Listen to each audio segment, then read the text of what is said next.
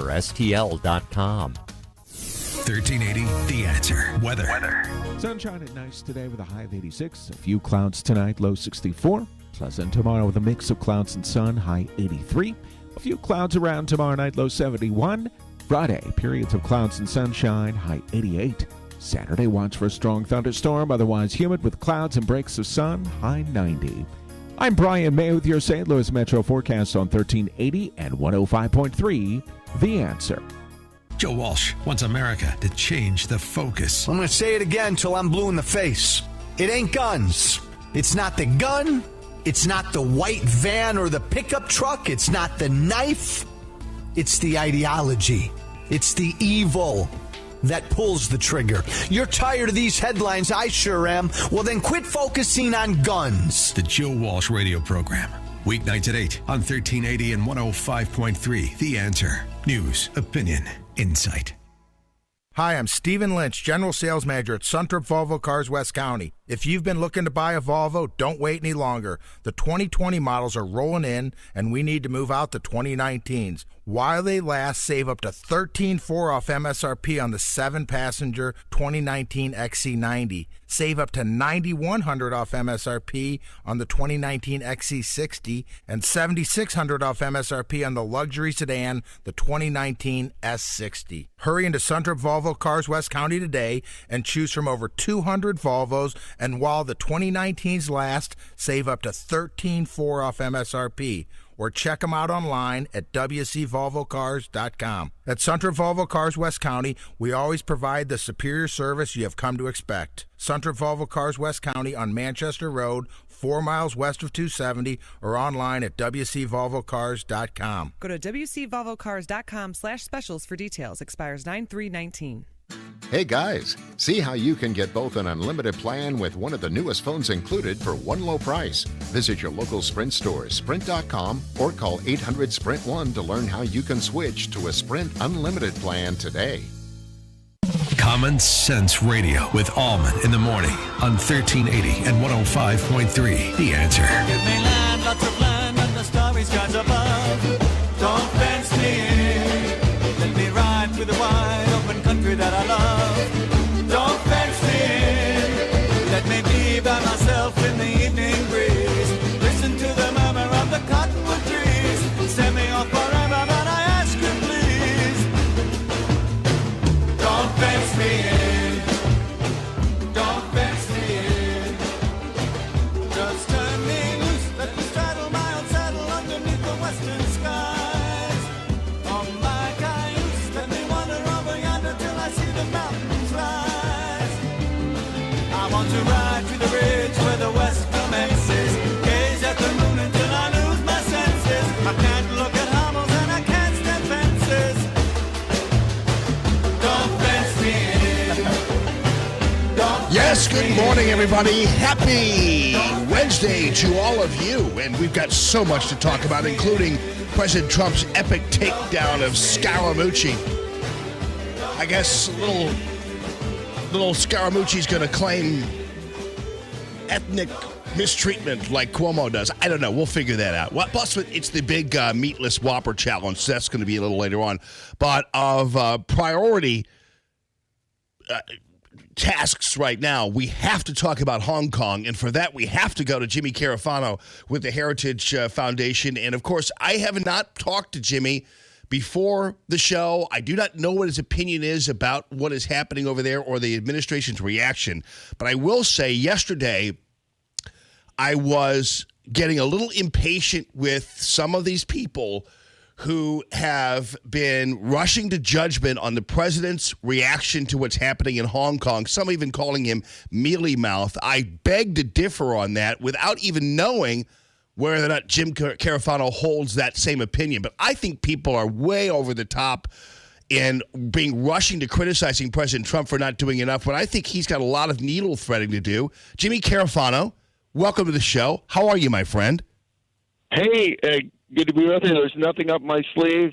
We haven't talked. We're not sending signals. So, yeah, all unrehearsed right here live. Yes, for sure. So did you get the same sense that I did, or do you believe that he's not doing enough? So I I did a piece yesterday in Fox News on Hong Kong. Kind of lays out where we are. I mean, look, the U.S. has very limited capacity to do anything here. I mean, one of my favorite presidents was Dwight Eisenhower. I think one of the most effective presidents in American history. When the Hungarian Revolution happened in 1956, the United States kind of stood there and waited from the sidelines. We don't really have a role to play here. And I think the president downplaying it, the president tweets what the president tweets, but U.S. policy is very clear. We support the people of Hong Kong. We support their democracy. And there's not much else that we can do about that. I mean, if the Chinese do intervene, we can sanction individuals, we can call off the trade talks, we can do a number of measures. And I think quietly the United States has probably told all this to the Chinese. But I have to tell you, there's an argument to be made that an intervention from Beijing is not likely. On the one hand, look, this is mostly hurting Hong Kong. It's bad for business. People look disruptive and anything else.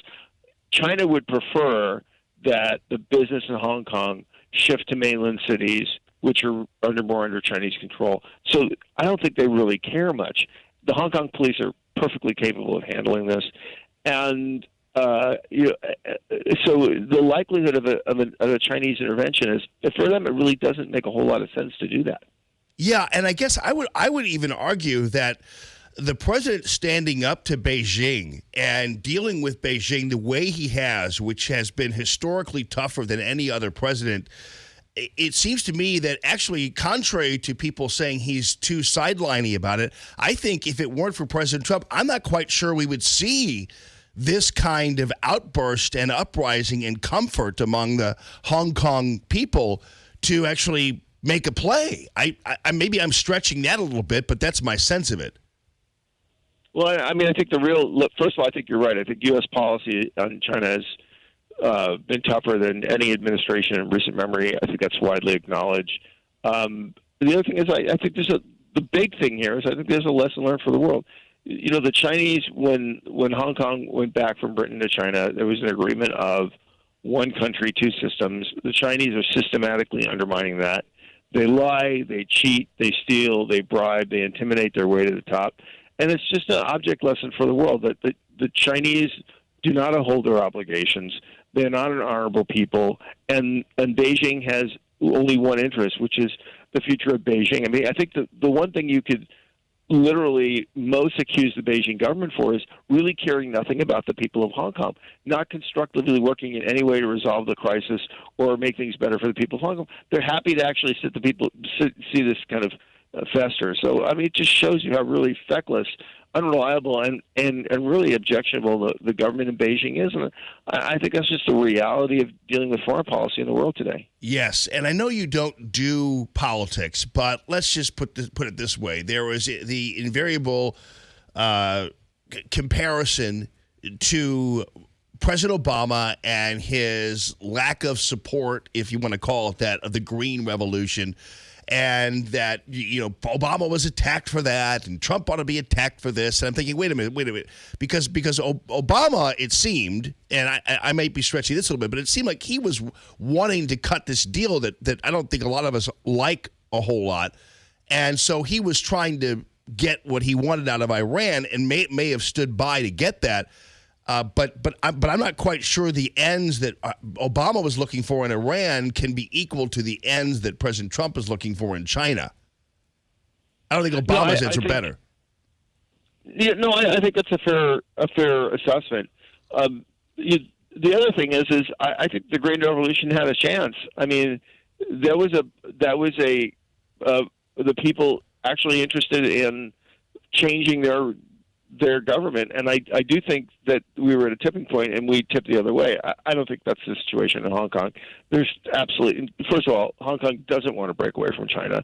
That's not what this is about. This is about the independence of what was promised under the Basic Law, and really the fecklessness of the Hong Kong administrator for really kind of doing Beijing's bidding and not being responsible to people of Hong Kong.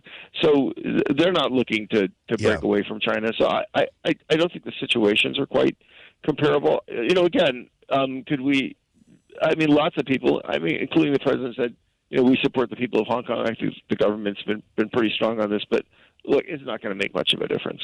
Yeah, I'm glad you mentioned the Hong Kong administrator because, I mean, I don't think a lot of people want to admit, and I have to admit this myself, a lot of us really don't understand the Hong Kong thing. Like, we don't really know, like, what is the, like, what are they? And we're too afraid to ask because we don't want to come across as being stupid. And so we don't really understand the dynamic between Hong Kong and China. But technically, it is a territory, correct? Thus, the administrator. That's right. It is part of China, but as part of the agreement, when the British returned, because the British had sovereignty over Hong Kong, so literally Hong Kong was part of the British Empire. Under the agreement with the Chinese, sovereignty was transferred back to the Chinese government. So Hong Kong is a legitimate part of China. Nobody disputes that. Part of the agreement was there was a legal and economic system that was set up in Hong Kong, which was different than the mainland China. It wasn't under the Communist Party. And the agreement was that system would be left alone. What the Chinese have increasingly done is infiltrate and impose on that system. So pretty much they dictate who gets elected, who can run for office, and what the bone of contention was is they wanted to pass a law which essentially would allow people to be extradited to China. So everybody knows the Chinese legal system is completely corrupt and unfair. And more importantly, what people in Hong Kong feared was that would just be a get-out-of-jail-free card for essentially the Chinese to take any democracy advocate or protester or journalist that they don't like and just drag them to mainland, throw them in jail, essentially eliminating all freedom of expression in Hong Kong. And that's what they were protesting against. And the administrator was the one that put that law forward, and essentially they were protesting against her. Yeah, I got you. So I guess have you been to Hong Kong? Do you go there a lot? Oh, yeah, a number of times. Yeah, I get some Hong Kong dollars if you want them. Oh, you do? I would like those. I do collect coins, Really? I'll send them to you because I don't think I'm going back anytime soon. I've been there. I mean, the reality is Hong Kong is not the goose that laid the golden eggs that it used to be. I mean, it was an incredibly important port and financial center. The centrality of Hong Kong as a port in that port of Asia, and there's really been surpassed by mainland Chinese ports, and there's other competition for Hong Kong as a financial center. So it is. There are other places in China which are way richer than Hong Kong now. So the Chinese really don't care about the people of Hong Kong. They're just not that important to them. It's just important that Hong Kong remains part of China. Yeah, and that the airports stay open for a number of reasons. If you're a tourist, that'd be nice. Yeah, well, I thought even just because of its value to the whole world commerce, I would think would be it's like the busiest airport in the world, isn't it?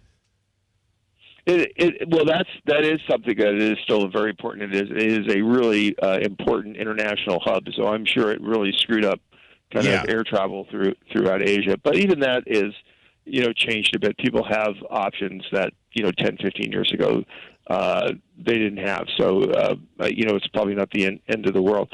But the reality is one country, two systems is a lie. Yeah. If you're in Taiwan, you look at the Hong Kong thing and well, there's no way that we want to, come under the control of the mainland because we know exactly what's going to happen to us. And if you're other countries that are dealing with China, you just know that they lie, they steal, they cheat, they do whatever they can to advance their own power. And when you do a deal with Chinese, I mean, you're essentially doing a deal with the devil. So, on the one hand, I don't buy the argument that, the president's going soft on Hong Kong because he's trying to do a trade deal with China. I think the administration has been very good about keeping all of its competition with China on their own track. And honestly, I think the trade deal's going nowhere anyway. Yeah, all right. Well, we'll talk about that maybe next week. We'll have more info on it because I know you are on a short leash here, and we appreciate you waking up with us this morning, Jimmy. Anything for the Allman Show because it is the most awesome place on earth. Even though it's just out there in the ether, it's still the most awesome place on earth. Dude, it's out there on the ether, on dial, on internet, on everything, man. We're all over the joint. You can't miss us. You can't avoid us if you wanted to. So it's like I get to talk to the world. You do every Wednesday. Actually, you do. You know what? It is very cool. I guarantee I got a buddy named Jimmy Hoft, and he's the Gateway pundit. His brother Joe lives in Hong Kong, and I guarantee you he's listening right now. So there you go. Yeah, I'm sure that somebody's listening to the Jamie and Allman show in Hong Kong. Yeah, no doubt about it. Yes, no doubt. Okay, Good buddy. brothers. Stand strong. Okay, my friend. Democracy forever. All right, bye. Thank you so much. I appreciate that. No, that's the thing about yesterday. I mean, I was gradually getting infuriated with the Guy Bensons of the world from Benson and Harf, that show. Guy Benson, the former Never Trumper, who's now managed to worm his way back onto Dana Perina's show. And listening to Guy Benson insult the president by calling him mealy-mouthed on China, only to later on correct himself. But what else is new? That's kind of what Guy Benson's done his whole life, is correct himself after realizing that he's full of crap. But the president was far from mealy-mouthed on China. The president has needles to thread on this, foreign policy to uphold, and the president's not going to take on the Chinese military right in front of the eyes of the world, whether it be in front of a microphone or on Twitter. It's not going to happen that way. It was way too early for these Never Trump people, and the left for that matter, to declare that this was some kind of American revolution happening before our eyes in Hong Kong, and that America should be the beacon of democracy, and we ought to be fomenting and supporting freedom all throughout the world. That's our job. Well, sometimes it is, yes. But in this case, you had a bunch of people shutting down an airport. It's no different than the Black Lives Matter people shutting down a mall. You shut down the busiest airport in the world, you're going to get your head knocked in. That's how it works. And yeah, do I support the freedom for people in Hong Kong? Yeah, but don't mess around with the airport. Once you start doing that, you're starting to ruin things for everybody, and you're going to get some heads knocked in. That's just how it works. And so the president has been fine on the matter, but I don't know why people always reflexively, I mean, not people, but these people, that the usual suspects, will reflexively take the side of anybody who is on the other side of President Trump. It doesn't matter what happens. I read article after article about, President Trump's not doing this, and he's sitting back, and he's watching it. It's like baloney. This is early in the game. And what we're seeing right now is a bunch of people who are doing what they shouldn't be doing, which is shutting down an airport, and they're going to get whacked for it. And Hong Kong will have to navigate its own future regarding freedom or whatever else. But contrary to all this, my position remains that if it weren't for President Trump standing up to Beijing, we wouldn't see people in Hong Kong doing it. That's my view of it. You didn't see any of this stuff happening in Hong Kong before President Trump, did you? No, you didn't. So if anything, President Trump has given the people of Hong Kong the gift of confidence. Far from being mealy-mouthed, Guy Benson. Just telling you. Don't mean to get all hot and bothered about it, but I am. Good morning, this buddy. And without further ado, let's go to the U.S. Army Band and our national anthem.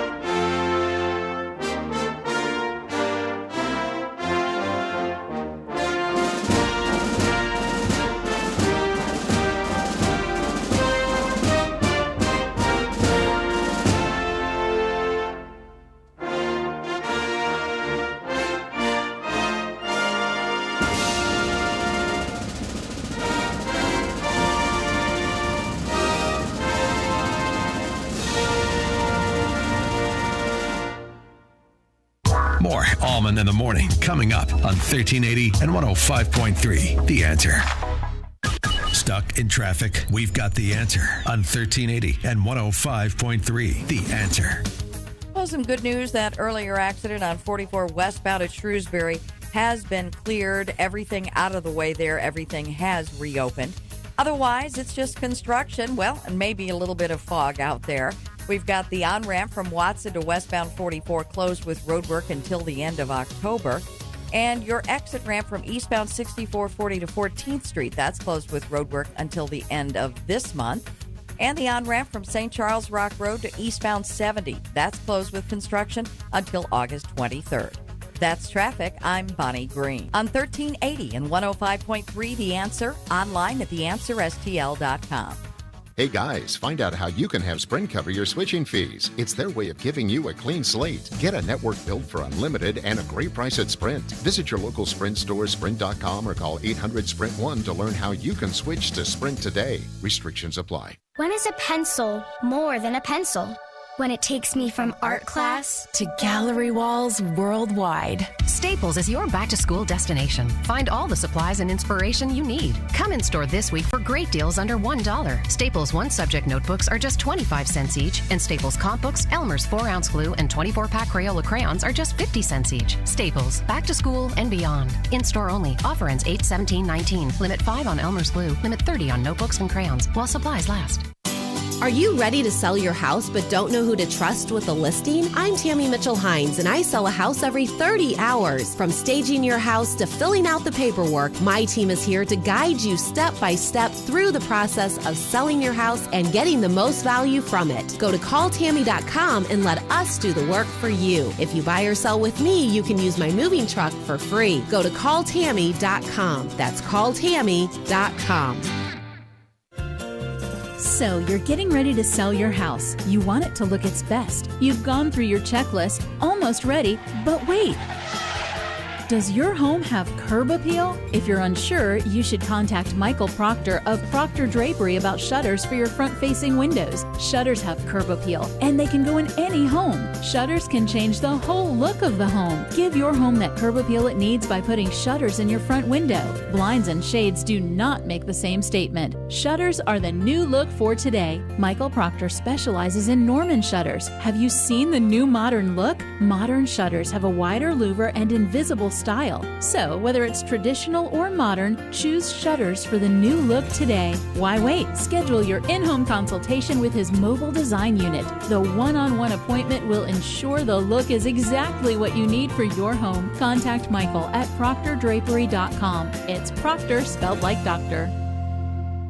Communication is the key to building any business. 1380 AM and 105.3 FM, The Answer, can be your communication key. The microphone that voices your business message from the stage of your own radio show, defining you as the expert in your line of work. The stage that brings your brand to a solid awareness, place, and position in the vast community of customers listening here in St. Louis. The broadcast professionals here will help your show develop, building you, your company, and your customer base with and through an affordable on-air and online media distribution. Get to theanswerstl.com. Click Contact Us. Theanswerstl.com. Contact us.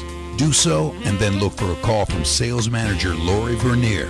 Then build your business with your very own radio show on 1380 AM and 105.3 FM. The Answer. Hey, don't just listen to Allman in the Morning. See the show at theanswerstl.com. Now, more Allman in the Morning on 1380 and 105.3. The Answer. It's the time of the season when love runs high. In this time, give it to me easy and let me try with pleasured hands to take you in the sun to promised lands, to show you everyone. It's the time of the season for love. So President Trump this was funny because it's interesting how Scaramucci, this guy, I talked to Phil this morning, and Scaramucci is the guy, and I actually never had this attitude as a kid. I never really actually wanted to beat anybody up, but let's just put it this way. If I did, Scaramucci would be the guy who everybody wanted to beat up because he's such an obnoxious little twit that I'm sure this guy had people who were just after him every day when he was a kid in school because he was just such a little punk. And so he's on TV attacking President Trump, even calling for the replacement of President Trump. And President Trump yesterday on the tarmac, before we got on to Marine One, had a lot of very interesting things to say about Scaramucci that were never even discussed the rest of the day in the media. And I'll have to play it for you because I'm running out of time here because I got to take another break here. But the people don't realize that Scaramucci, and President Trump said this, and yet I guess everybody just dismisses it. And President Trump said for the past several weeks, Scaramucci's been nothing but calling him like every day, wanting a job. That seems to me to be significant when you are discussing Scaramucci and when you're putting him up there on TV all the time. And I'm sure Scaramucci, although this just proves he's as dumb as he looks, I'm sure Scaramucci was thinking the president would never say that, would never tell anybody that he's been looking for a job. But boy, President Trump completely dropped the dime on him, and there wasn't 1 ounce of reporting on it, except for the fact that it was carried live that I heard on Fox News. So, but other than that, there's a lot of significant information about Scaramucci that President Trump is saying that, I mean, listen, if you're gonna let the guy have the run of the place when you put him on TV attacking Trump, you can't put President Trump's response to it out there? Well, of course you can't, because then suddenly the mooch has no credibility. 844-855-1380. Call Tammy.com real estate listener line. With SRN News, I'm Rich Thomason in Washington. An uneasy calm prevails at the Hong Kong airport, which has now reopened after a couple of days of violent protests disrupted operations. China refers to the unrest as terrorism, and Beijing has been massing troops just across the border from Hong Kong. The lockup where Jeffrey Epstein was held is getting a new warden amid a staff shakeup at that facility where Epstein apparently took his own life. It appears that guards who were supposed to be checking on Epstein every 30 minutes did not, and there are allegations of falsified record-keeping by some jail personnel. Surveillance video from the scene of the mass shooting in Dayton, Ohio, shows the gunman shot his victims in a very short span of time before he was taken out by police. On Wall Street, Dow futures are down 254 points. S&P futures off 27.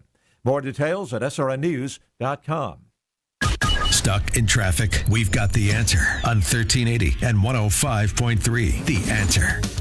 Our roads are now completely clear, but we do still have plenty of road work out there.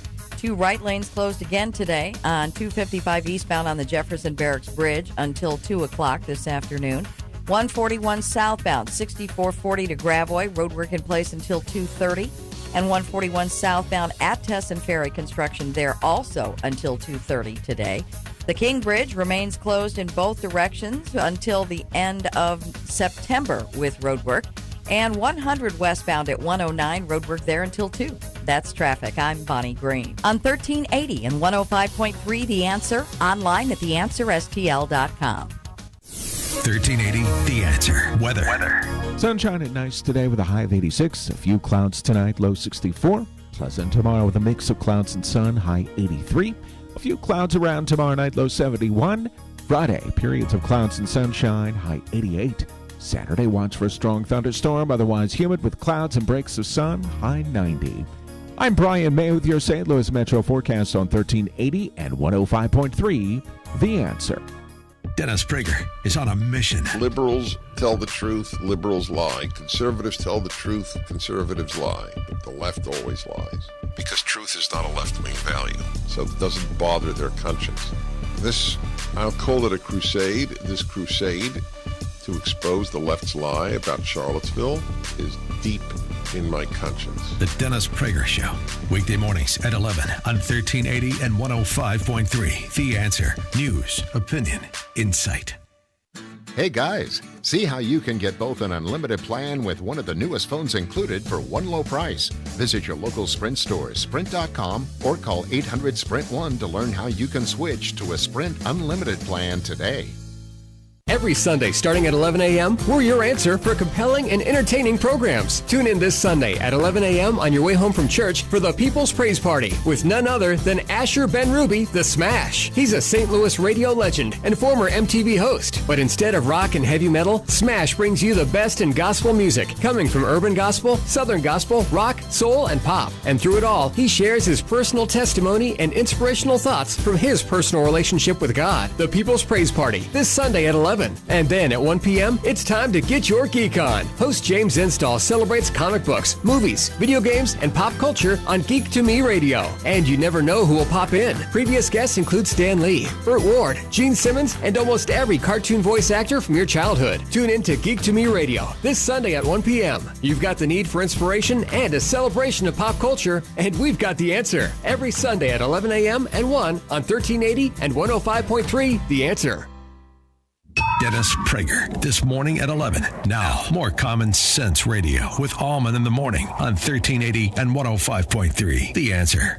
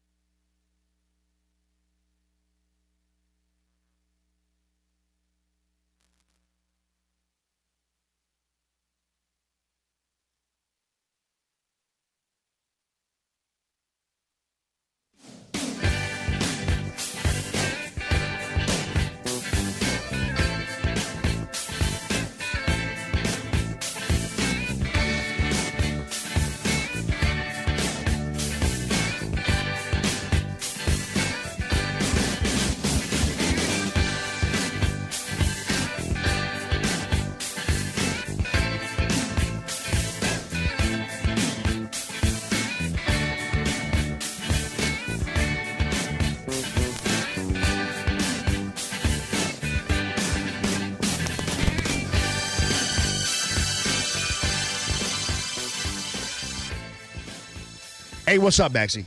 Sorry, man. No, you know what? This actually kind of drives me nuts because I come in here, people start messing around with my crap, and I can't find plugs and things like that. I'm about to shut this joint down for people later on in the day. They keep on effing with my stuff here. So I'm going to begin this segment over again like I wanted to begin it, and not with silence and David Bowie, who I love, but I planned on playing the rhythm of love, ladies and gentlemen. And when I plan on playing the rhythm of love by Yes, that's exactly what's going to happen. That's what's going to go down on the Allman in the Morning Show. The rhythm of love, people. And this is how it's going to go, too, people. There. That's the way it ought to go. I'm not just going to roll with the changes. I'll stop down and redo it all. I don't adjust. Well, sometimes I do. But the birds are singing. It's a beautiful morning. The sun is up. The angels are, the chorus is out. This is how I wanted to start 6:34. Not with a mistake.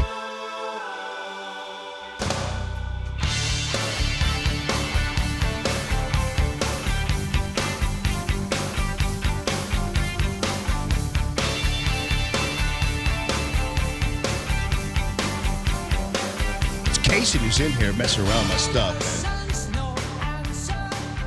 You tell him you don't need to touch my stuff, dude. You already want to take my guns. Don't mess around with my other stuff. That's all I'm saying. Good morning this morning. See, that's how you do it, you know? You know, just, oh, well, that just happened. Can't play this. It's not, I'm going to get what I want out of the deal. You know what I'm saying? Right, Phil? That's how we do it here at the Allman in the Morning Show. We don't just simply settle for less. All right, so President Trump went after Scaramucci yesterday, and I want to play this because it's significant because President Trump has been hazed. Scaramucci goes on television show after television show attacking President Trump, and they're just letting him do it. There's no pushback. There's no, hey, why all of a sudden are you coming out of nowhere attacking President Trump? In this case, he's just a useful Fredo for the news media. And so when useful Fredo boy comes out, he's given the run of the place. So yesterday, it was with a lot of curiosity, I saw President Trump responding to Scaramucci. Worked for me, who really didn't have a clue. Let me just start over again. Well, Anthony was a guy who worked for me, who really didn't have a clue. He worked for 11 days. He made terrible statements and gestures and everything to people that worked in the office. I think you've heard Mercedes Schlapp talk about it in great detail. Anthony didn't support me at the beginning. He was with somebody else. And then he went to somebody else. And he only supported me after it was a foregone conclusion that I was going to win. I'm not a fan of Anthony. I haven't been for a long time. I think Anthony is really somebody that's very much out of control. And he doesn't have what it takes. I mean, he really doesn't. He wanted to come back into the administration for the last 5 months, begging me to come back in. I said, Anthony, I can't take you in. I'm sorry. He called so much. He's a nervous, neurotic wreck. He called so much. And I said, Anthony, I'm sorry. I can't do that. I can't take you in. And I said, you got to stop all these phone calls. Too many calls, Anthony. And I wouldn't take his call.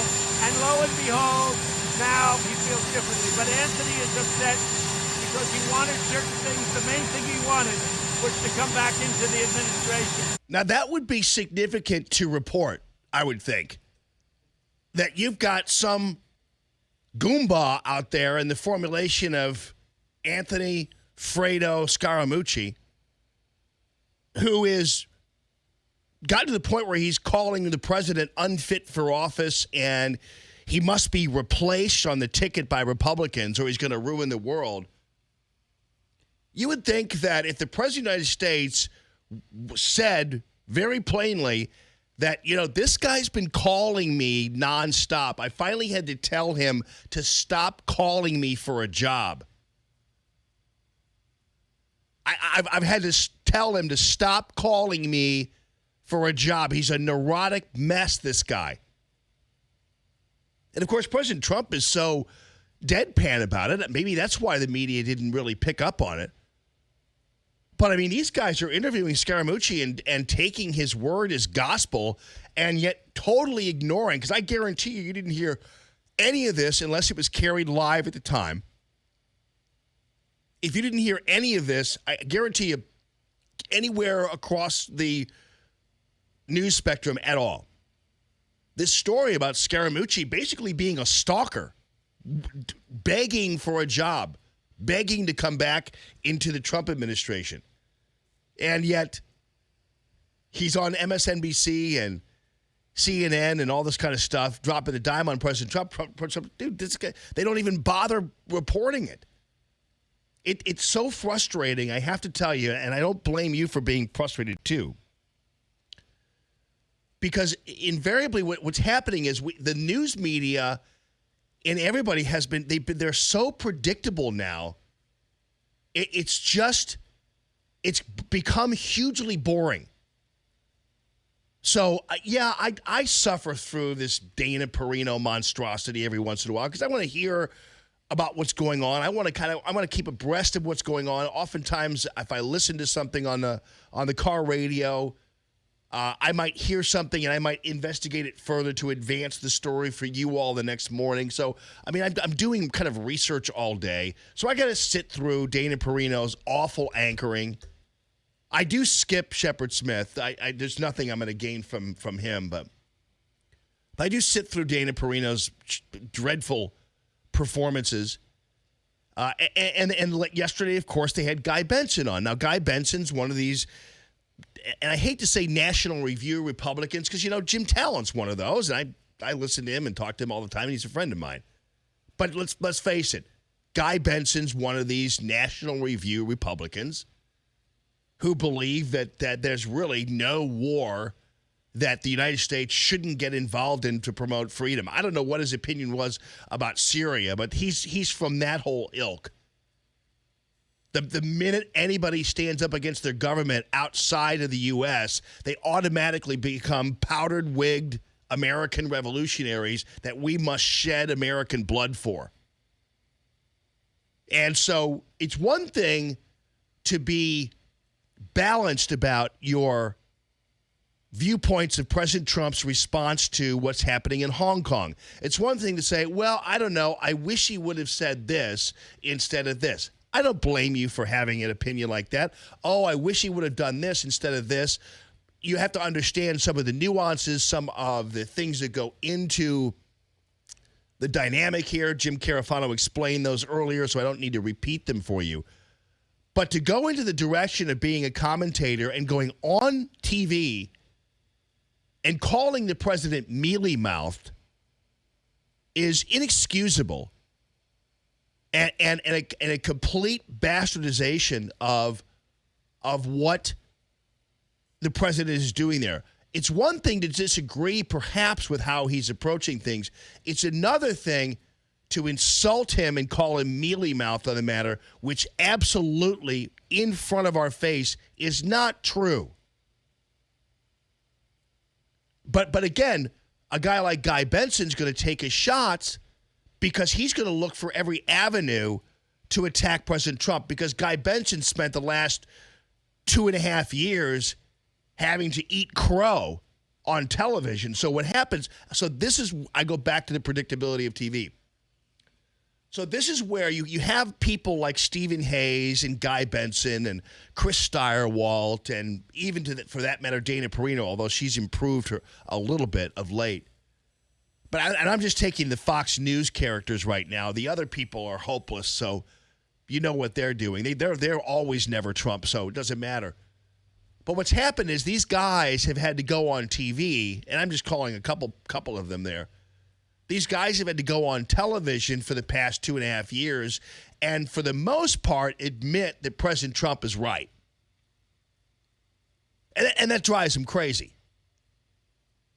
And same goes for someone like Nikki Haley, who unfortunately yesterday, Nikki Haley didn't belong in this Hong Kong mess. She didn't belong. I mean, I understand she has the right to speak, and I understand her former role. I get it. But it was unnecessary for her to tweet out something that could be balanced against President Trump's view of Hong Kong. But see, that's what happens. That's what these people do. Nikki Haley, I kind of trust. I don't know.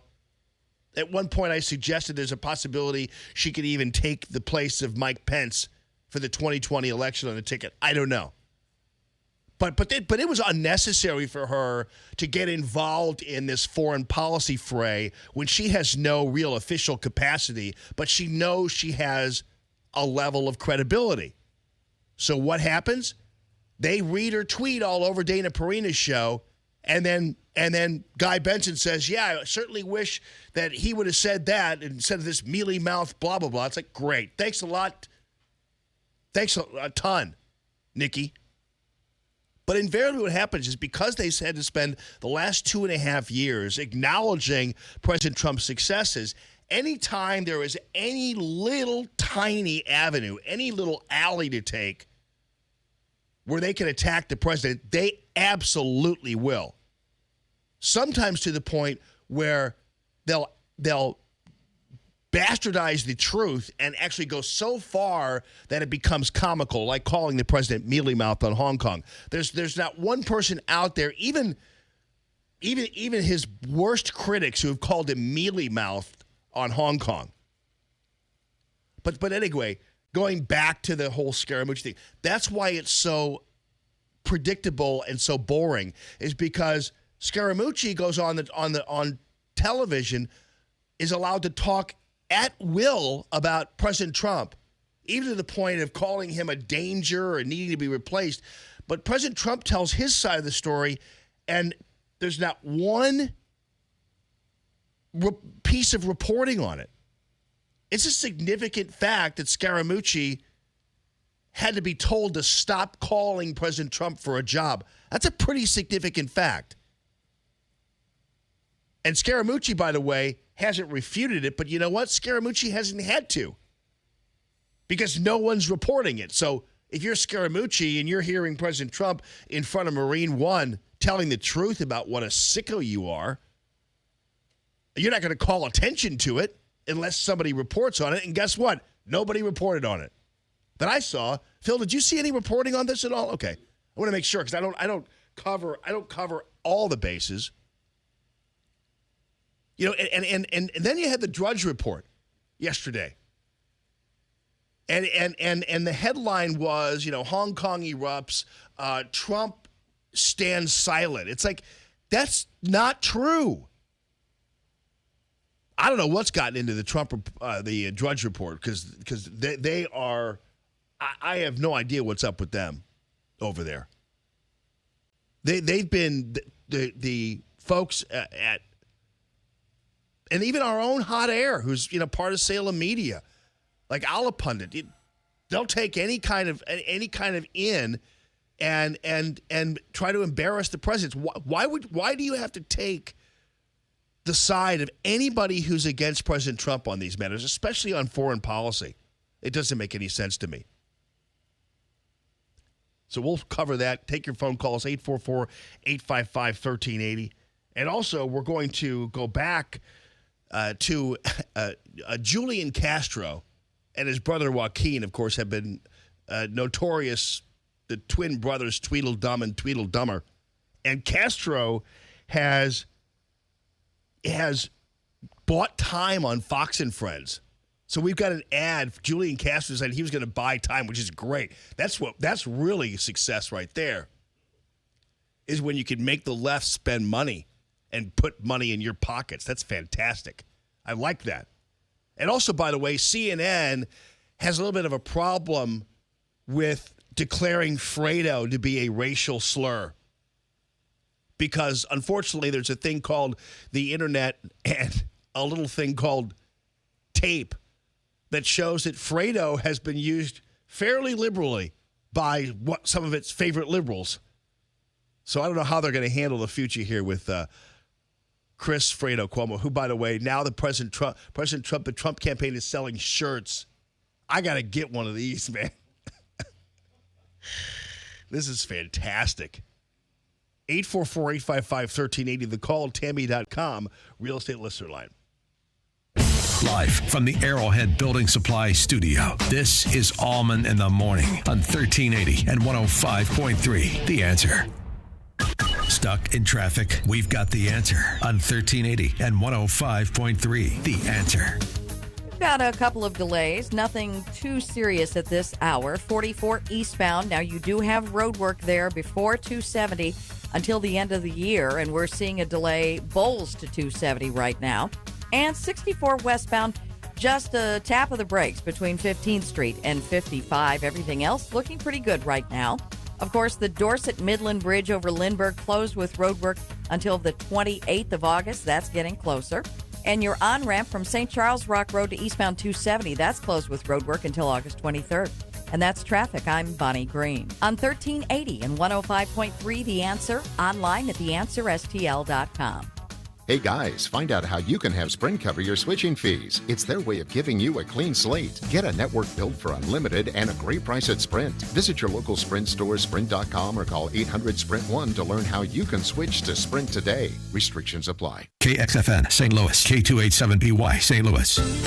Hey neighbor, this is Tammy with Tammy Mitchell Hines & Company Real Estate. We sell a house every 30 hours. We list it, we sell it, and you get to move on to your next adventure. Let's face it, life is busy, and who has hours to wait for strangers to show up so you can show them your home? Not to mention the tons of legal paperwork to sift through. I have been selling homes for over 23 years. Let us help you move today. Go to calltammy.com. That's calltammy.com. This is Lan Hee Chen of the Hoover Institution for Townhall.com. China recently claimed that it was the United States that instigated the waves of pro-democracy protests that have washed over Hong Kong in recent weeks. It's a ridiculous claim, but unfortunately suggests the possibility that Beijing is foreshadowing a military intervention in Hong Kong to maintain control. The commander of China's military outfit in Hong Kong recently said, in fact, that it was, quote, determined to protect national sovereignty, security, stability, and the prosperity of Hong Kong. It wouldn't be the first time that China has used force in this way. Many of you remember the brutal repression in Tiananmen Square in 1989. Tibet was invaded in 1950. And more recently, we've seen the crackdown on Uyghur Muslims in Western China. Hong Kong has been an important center of both commerce and freedom just a few miles from the Chinese mainland. Whether that will continue is a serious question that we should all be concerned with. I'm Lan Hee Chen. The Pepperdine Graduate School of Public Policy, impacting policy decisions today, preparing public leaders for tomorrow. You've just become an empty nester. The kids have moved. You've been waiting for this moment. It's time to reinvest in your home. Your home is your safe haven. You've been thinking about adding shutters for quite some time, but you don't know which style would look best and you're unsure of the cost. You've seen them in many homes, both modern and traditional. You're scared to do it yourself, and you should be. Don't go it alone. Contact Michael Proctor at Proctor Drapery. Michael is an interior designer with exceptional expertise when it comes to window treatments for your home. Michael is a top-tier Hunter Douglas priority dealer and your first choice for Norman Plantation shutters. Why wait? Schedule your in-home consultation with his mobile design unit. The one-on-one appointment will ensure the look is exactly what you need for your home. Contact Michael at proctordrapery.com. It's Proctor spelled like doctor. Hey, Allman here for ThrottleNet. You know, summertime, you might see the sign, hey, gone fishing. Well, you know what? Fishing, as in P-H-I-S-I-N-G, is happening every single day. And I want you to know, ThrottleNet is there to make sure your business is protected against ransomware attacks as well. Do you know that you're susceptible? It doesn't matter what kind of information you're dealing with. Anybody can be a victim of ransomware. ThrottleNet, they're the white hats. They go in, pretend they're the black hats, poke your system, but instead of exploiting it, they fill the holes. It's ThrottleNet.com.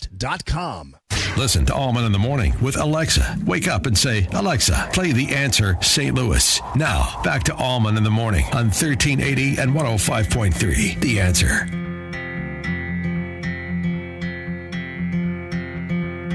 I was only walking through your neighborhood, saw you light on honey in the cold. I stood anywhere I go, there you are. Anywhere I go, there you are.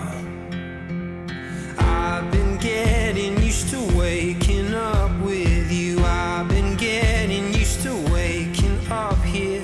Anywhere I go, there Yes, you are. happy Wednesday to all of you. And coming up, yes, CNN has a little bit of a problem when you've declared rather prematurely that Fredo is a racial slur.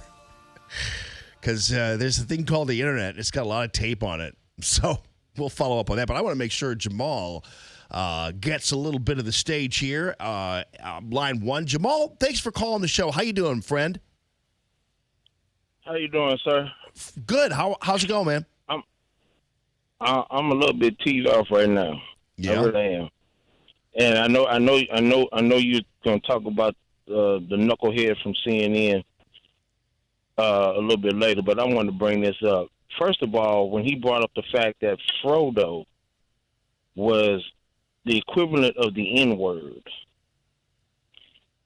that set a real bad taste in my mouth because, one, we're talking about a fictional character of a great movie that was written by Francis Ford Coppola.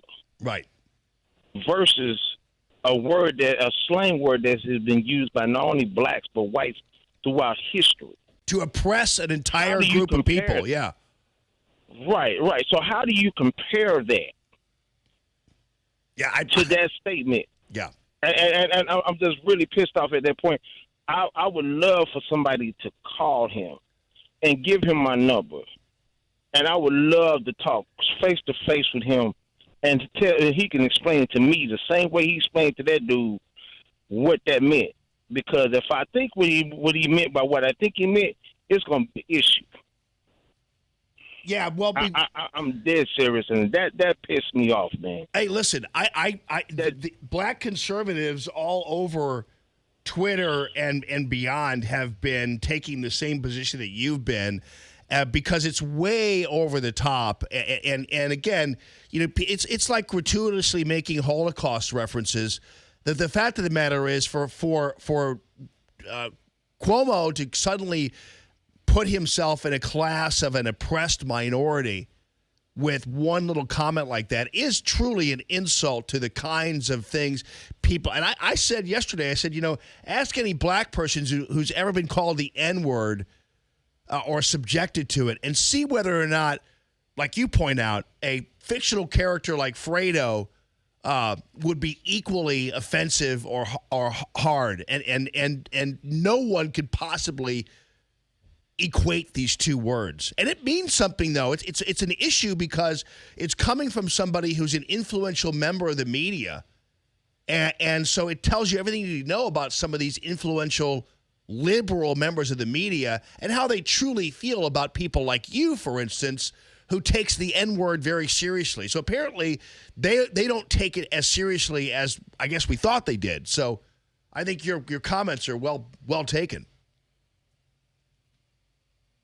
Jamal, I didn't know you were gone. But that's what we, and now apparently, but of course the people who haven't come out to question Chris Cuomo are the people like Al Sharpton, who would actually kind of matter. The black conservatives I'm seeing coming out are obviously our hero Candace Owens, who's amazing, Wayne Dupree, Brandon Tatum, Katrina Pearson, Diamond and Silk. So only the conservative blacks have brought this up that, hey, that's kind of a little much in terms of comparisons. Now, I don't think they need to obsess over it, but it is significant. But Al Sharpton just lets it go. I guarantee you, if Trump or some other conservative said, that's just like the N-word to me, he'd be all over it. He'd have a whole seminar on the N-word. Boy, CNN's in a little bit of a pickle, I'll tell you that. Especially now declaring Fredo a racial slur. We'll follow up on that. Plus, yes, eating at the Iowa State Fair. Did you see all this stuff going on with Democrats yesterday? It was unbelievable. 844-855-1380. News this hour from townhall.com. I'm Rich Thomason. Most of the Hong Kong protesters taking a break from violent demonstrations that shut down the city's airport for the past few days. Today, the airport is reopened. Hong Kong police condemning the demonstrators for detaining two people during the height of the unrest. The police said the detentions amounted to torture. They said the two captives were tied up, assaulted and humiliated. One's a reporter for the Global Times, a Chinese publication run by the Communist Party. His employer has called him a hero. Censors are allowing a video of the journalist's ordeal to be shared in mainland China, where news of the Hong Kong demonstrations is strictly controlled. It seems it's been used to underpin support for Beijing's increasingly harsh view of the protesters, who are now being likened to terrorists. The BBC's Michael Bristow. A staff shake-up at the federal jail in New York, where Jeffrey Epstein apparently took his own life. Correspondent Jim Mustian says everyone's waiting for the release of the Epstein autopsy report. It's going to show us the cause and manner of death. The medical examiner will decide whether this, in fact, was a suicide and also reveal the extent of injuries that Mr. Epstein suffered. There's been some speculation that this happened potentially hours before the guards, who were not monitoring him as they should have been. The autopsy will give us the clearest window yet as to what happened. The warden of the Metropolitan Correctional Center is being replaced. A couple of guards have been suspended. We are well into the dog days of summer. There's heat advisories from eastern Texas along the Gulf Coast and into northern Florida, but it looks like it's going to be the last day of the significant heat, as there is a cold front pressing southward, which will be bringing some relief to those areas. Bob Oravec at the National Weather Service. On Wall Street this morning, Dow futures down 360 points. S&P futures off 39. NASDAQ futures down 113. More on these stories at townhall.com. Stuck in traffic? We've got the answer on 1380 and 105.3. The Answer. An accident causing a very big problem right now. 270 northbound is jammed up from Gravois to before Doherty Ferry, where left lane is blocked with the crash. We can see it from the jam cam north of Big Bend. 255 eastbound, you've got 2 right lanes closed on the Jefferson Barracks Bridge until 2 o'clock with construction. A couple of other delays, 6440 eastbound, Clayton Warson to Big Bend slows. Westbound still okay. And 270 westbound, Old Hall Spray to West Florissant, a slight delay there. 44 eastbound slows into Roadwork Bowles to 270. That's traffic. I'm Bonnie Green. On 1380 and 105.3 The Answer, online at theanswerstl.com. 1380 The Answer. Weather. Sunshine at nights today with a high of 86. A few clouds tonight, low 64. Pleasant tomorrow with a mix of clouds and sun, high 83. A few clouds around tomorrow night, low 71. Friday, periods of clouds and sunshine, high 88. Saturday, watch for a strong thunderstorm, otherwise humid with clouds and breaks of sun, high 90. I'm Brian May with your St. Louis Metro forecast on 1380 and 105.3 The Answer. You know, I always have to chuckle when I talk about Rick Pogue and Jerry Pogue, but Rick Pogue, who is on Facebook and who is a voracious defender of common sense. And as it's funny, I laugh because as busy as he is as a business owner, Arrowhead Building Supply, and as prolific as he is at coming up with new ideas to serve the homeowner as well as the contractor. He was the idea man behind the 7,000 square foot showroom that now contains a house that was built within the showroom just to show you what the CertainTeed roofing and siding look like, what the Provia siding look like, what the mortared Provia stone looks like, what the copper guttering looks like. Premium yet affordable exterior products. You can have the $1 million look without the $1 million price, and he can show that in living color with his brand new idea, the 7,000 square foot showroom with the home in it right there in St. Peter's. It's really quite, it belongs in Disney World as far as I'm concerned. But all that said, with all that going on, servicing contractors with the 315 guarantee, making sure they're happy, referring contractors to people who come into the showroom, all that kind of stuff. There's Rick Pogue, still on Facebook, standing up for President Trump, standing up for what's right. I don't know how he does it. He's an octopus of some sort. But it's amazing, and that kind of passion is the kind of passion I hope you can support for all of your home improvement needs, whether you're a contractor who's working in it or whether you're a homeowner. That's the kind of passion you can get behind. You can know that when you're going to Arrowhead Building Supply, you're going with somebody who is just like you. Fantastic. ArrowheadBuildingSupply.com. That's ArrowheadBuildingSupply.com. Are you one of the millions who had their information exposed in the recent breach? Be one of the millions who choose LifeLock with Norton to help protect their devices and identity. Join now at LifeLock.com. Use promo code RISK to save 10% on your first year. Dana Lash. So when you start incorporating material things and services into the definition of natural rights, well, think about this. What does that do? You are creating a web of legislative action. You are creating bureaucracies. You are creating overseers. You are creating a greater potential overall for tyranny. The Dana Show. Weekdays at 1 on 1380 and 105.3. The Answer. This portion of the Allman in the Morning Show is brought to you in part by Suntrip Volvo Cars, West County. Visit WCVolvoCars.com. Common Sense Radio with Allman in the morning on 1380 and 105.3. The Answer. Give me land, lots of land, and the starry skies above. Don't fence me in. Let me ride with the wide open country that I love. Don't fence me in. Let me be by myself in the evening breeze. Listen to the murmur of the cottonwood trees. Send me off forever, but I ask you please. You know, Don't fence me in. I noticed that the FBI is now going to the prison facility where Epstein died. And I think to myself, what's today? Wednesday? Yeah, we're just getting on it right now, Jamie. Okay, so the FBI is going to the fumigated, mopped up. They've already removed the guys who are working there, put them someplace else. Suddenly it's like, FBI's here. We're ready to investigate. It's like, this happened on Friday. Well, we're going to make a sweep of the the prison, and we're going to find out what's going on there. Like, what are you going to do? We're going to go and look over some files, papers. You know, I mean, honestly, it's Wednesday. Like if you went Monday, that would be interesting. Or if you went Saturday, it would have been even better.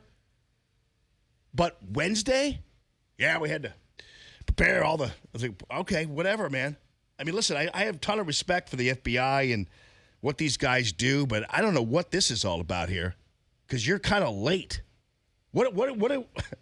I just find it comical. Sorry. Coming up at about 8 o'clock, Seth's going to be here with the Meatless Whopper Challenge. I have to admit, I am really not looking forward to it. And the reason I'm not looking forward to it is the idea of having anything related to fast food or a Whopper at 8 o'clock in the morning is revolting to me. My body's already telling me that it's going to hurt me for it. So I can tell. Because when I put stuff like that, I'm not eating the whole thing either. I'm going to take a bite of each one. That's going to be it. But he managed to have them make him, and I'll do the challenge. It's fine. Just to do the test and see whether I can do the difference. But I have to tell you that I am not a Whopper at 8 o'clock in the morning guy. And my body's already on high alert. I can tell. I'm like, dude, my body's like, you're not really going to eat a Whopper at 8 o'clock in the morning, are you? I'm like, well, I don't know. I agreed to it. Seth's coming in. He's already texted me. Hold the pickles, hold the lettuce. Special orders don't upset us. He's like, boom. So he's all excited. So I'm going to have to, I'm going to have to do it, a little bit of it at least. But, at least it won't be me acting like I'm a normal person. I'm just like you. I eat a Whopper. Do you see what happened at the state fair? Oh, my goodness gracious. The coverage of these candidates eating their corn dogs and turkey legs and Mayor Pete cooking. I think Kirsten Gillibrand was allowed to flip a burger too. It's like, this is so... Did you see video of it? This is so set up. It's so comical. I mean, are Americans really that stupid? That I mean, isn't it actually a testament to how out of touch these guys are that it's a special thing that Mayor de Blasio eats a corn dog? I mean, in fact, doesn't it tell us everything we need to know that when de Blasio eats a corn dog or Mayor Pete has a milkshake, or let me see who else is here. Oh, Bill Weld was running around eating a turkey leg. It's like, oh, come on, man. And let's see. Amy Klobuchar had cheese curds. And Mayor Pete had a root beer float is what he had. And Andrew Yang had a roasted turkey leg and a drink. Cory Booker, who's a vegan, downed a fried peanut butter and jelly sandwich. And Kirsten Gillibrand was flipping a pork steak or something. And just like we saw with Bill Clinton, remember when Bill and Hillary were flipping burgers one time, and you could tell Bill was holding the spatula like a hand grenade. It's like he'd never seen anything like it. What is this thing with the flat, these people have never grilled a day in their life. And I know Republicans have done it too. I mean, we had to put up and we had to put up with John Kasich most of the time, who was the most disgusting eater of the Republican side, because every time you turned around, there was Kasich shoving a piece of pizza in his mouth. And Kasich's problem was he's one of those guys who doesn't chew with his mouth closed.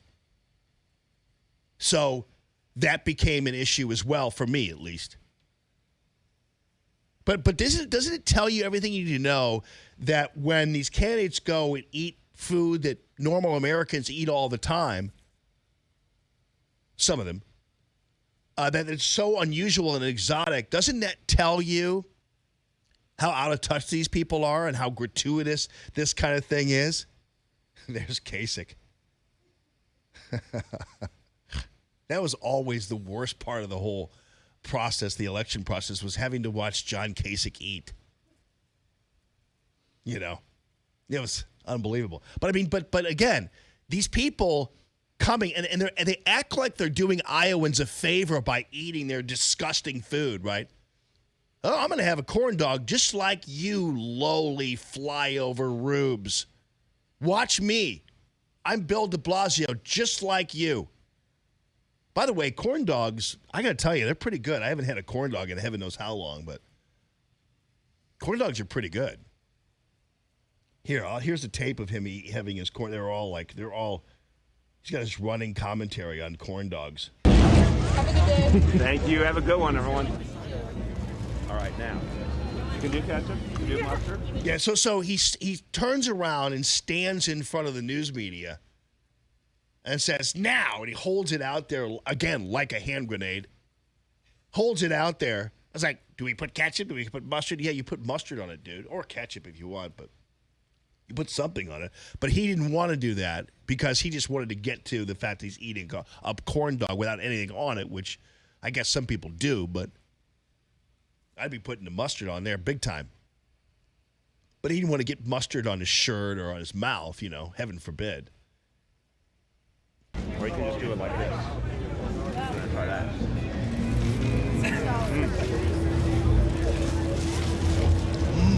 That is health food. Right there. So you're standing in front of this thing and you're waving around a corn dog like it's some kind of badge of honor. And what happens is, instead of making you more like normal people, it's making you less like normal people. I don't understand why they don't understand this. Like, we're going to be just like you and do what you do, but then the people who do that normally are like, yeah, but then we don't stand in front of cameras and wave it around. We eat it and go on our merry way.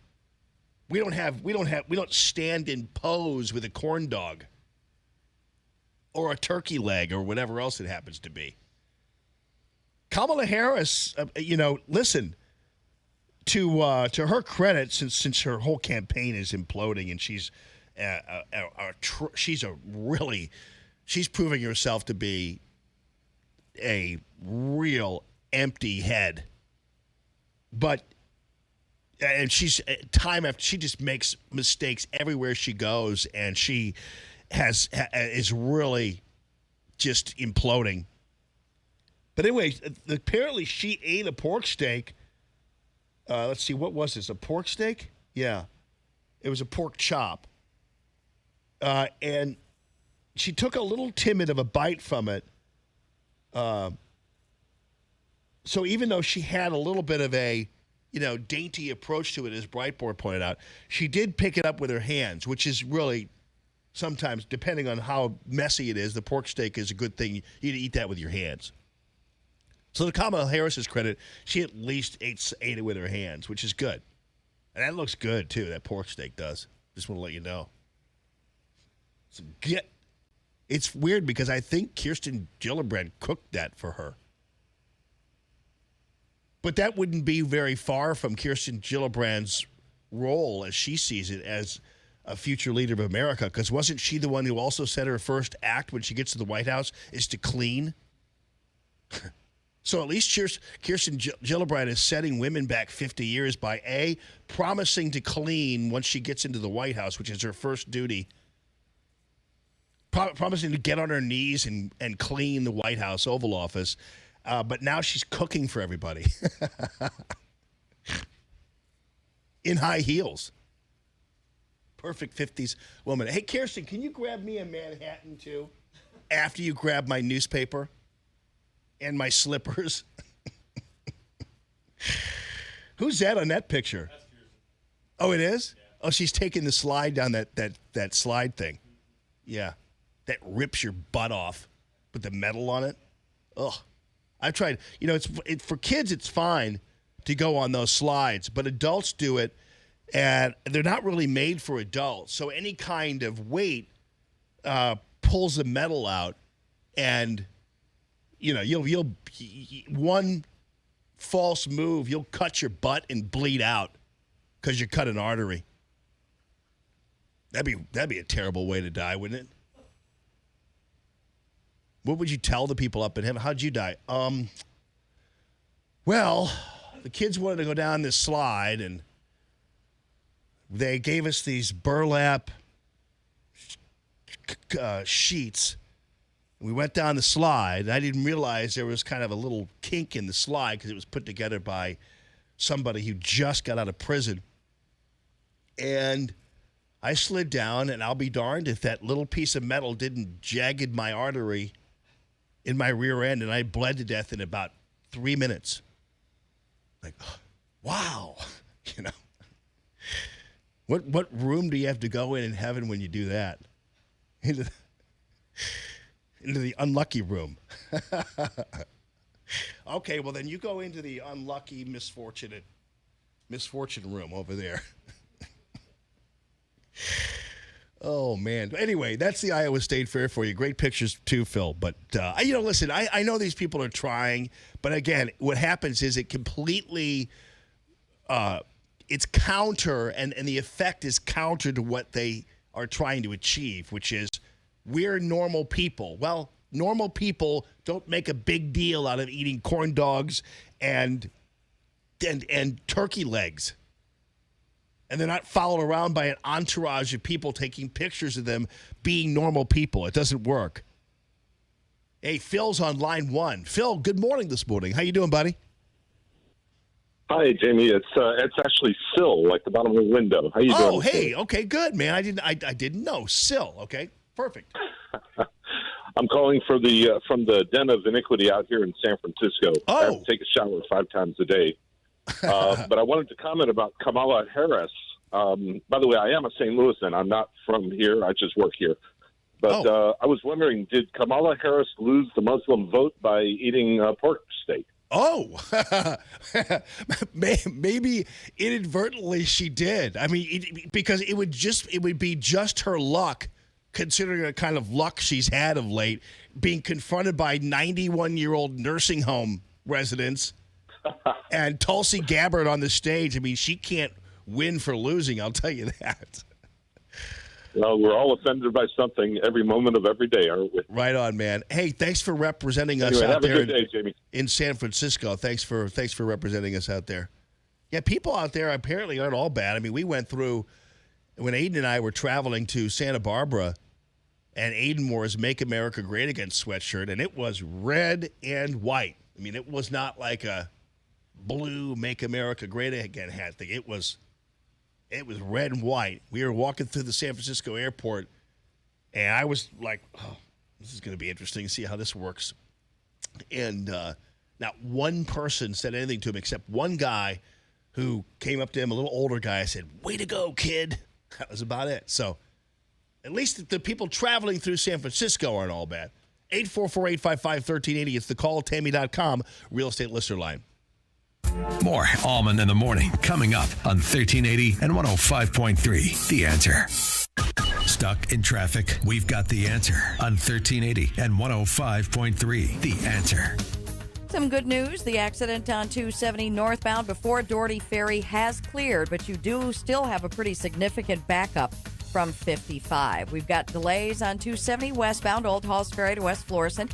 44 eastbound slows between Bowles and 270 into the roadwork zone there. 6440 eastbound Clayton Warson to Big Bend slows. Westbound, it's not a problem yet. 70 eastbound Bryan Road to 79, and then 141 to St. Charles Rock Road. You'll see a backup there as well. And that's traffic. I'm Bonnie Green on 1380 and 105.3 The Answer, online at theanswerstl.com. Michael's Flooring Outlet back with another $500 off deal for you on through September. And I got to tell you, I really admire this guy. He started his business 25 years ago. Michael is roughly kind of my age. And he started his business. He had $700 in his pocket. And he was, one of these guys who worked for another flooring operation. And he was, in fact, an installer. And that's always really great because you're talking to somebody who is starting from the bottom up. But you've got a person who lived it as an installer now owning a company. And so he knows a little bit about customer satisfaction, but he was like, I think I could do this myself. And so 25 years later, after $700 in his pocket investment, there's Michael's Flooring Outlet with 4 great, distinct locations, all though having the same service vibe, all having the same exact choices that you want, the variety that you need, the quality that you want, and the installers are going to put the floor in the way it needs to be put in. And I'll tell you one thing, there are next day installs available for you. You can go on there today, get your $500 off, and if there's an in-stock item, and normally there's a lot of in-stock items there, because sometimes if you choose something that might be a little off the grid, it's going to take a couple days for it to come in, but if there's an in-stock product, you go ahead and do this, you can actually get the floor in tomorrow while the kids are at school. I mean, it's pretty amazing. That's how fast a turnaround it is. And they're totally full service. The pricing is amazing. Really proud to have Michael's Flooring Outlet supporting the Allman in the Morning Show. michaelsflooringoutlet.com. Hey guys, see how you can get both an unlimited plan with one of the newest phones included for one low price. Visit your local Sprint store, sprint.com, or call 800-SPRINT-1 to learn how you can switch to a Sprint Unlimited plan today. Business owners, self-employed, part-time employees, are you struggling to pay your bills because you no longer can afford your health insurance? Hi, it's Mike Gallagher. With Obamacare premiums skyrocketing, higher deductibles, and shrinking networks, let me introduce you to Dryden Camus Insurance Agency as the answer, the solution. Dryden Camus Insurance Agency has non-Obamacare ACA-compliant plans that do not fund abortion. There's no enrollment period, and you don't have to pay for expensive extras like pediatric dentistry or maternity care. Contact Joyce at Dryden Camus Insurance Agency and start saving up to 60%. Call 877-695-0245. That's 877-695-0245, or just go to kddi-ins.com. Cut through the confusion and save money with Dryden Camus Insurance Agency, serving Missouri and Illinois. This is the answer. This is the solution. Dryden Camus Insurance Agency. Just go to kddi-ins.com. Hey, want to talk with Jamie? Call 844-855-1380. 844-855-1380. And interact with Common Sense Radio. This is Allman in the Morning on 1380 and 105.3. The Answer. Look at the ivy on the old clanging wall. Look at the flowers and the green grass so tall. It's not a matter of when push comes to shove. It's just the hour on the wings of a dove. That's just warm love. Good morning, everybody. Happy Wednesday to all of you. We're going to double back on this. It's a pretty big issue, the whole Hong Kong thing. And we're going to double back on Jimmy Carafano, who started the show out right at 6 a.m. and had some really good things to say. He and I did not brief each other. I didn't talk to him about his opinion about it beforehand. But as I thought, we were on the same page regarding the media and the anti-Trump treatment of President Trump's reaction to Hong Kong and what's going on over there. And, of course, I've already talked about it at length, and I'm not going to bore you with it, but I do think it's important to note, as I'm seeing video now of the protests kind of backing off and dying down, these people, every time we see somebody going up against their government, we automatically put powdered wigs on them and call them George Washington, and anything but blood and sweat on the part of Americans is a tepid response. But we saw what happened with the Arab Spring, what a crock of crap that was, and how fast we got involved in the Arab Spring and basically elevated the Muslim Brotherhood and terrorism.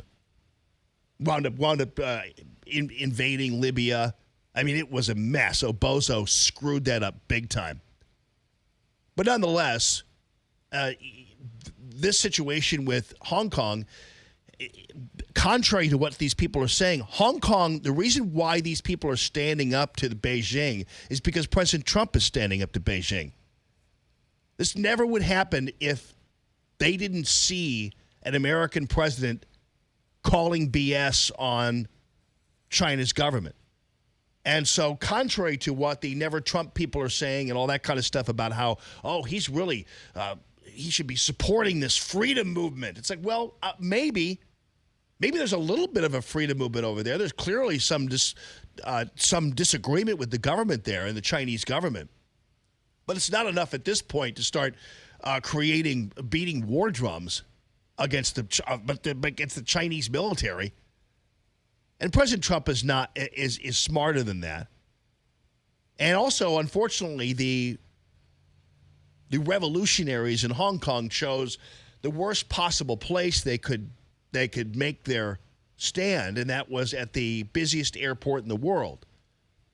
And you shut that down for 2 days, the second day is not going to go well for you.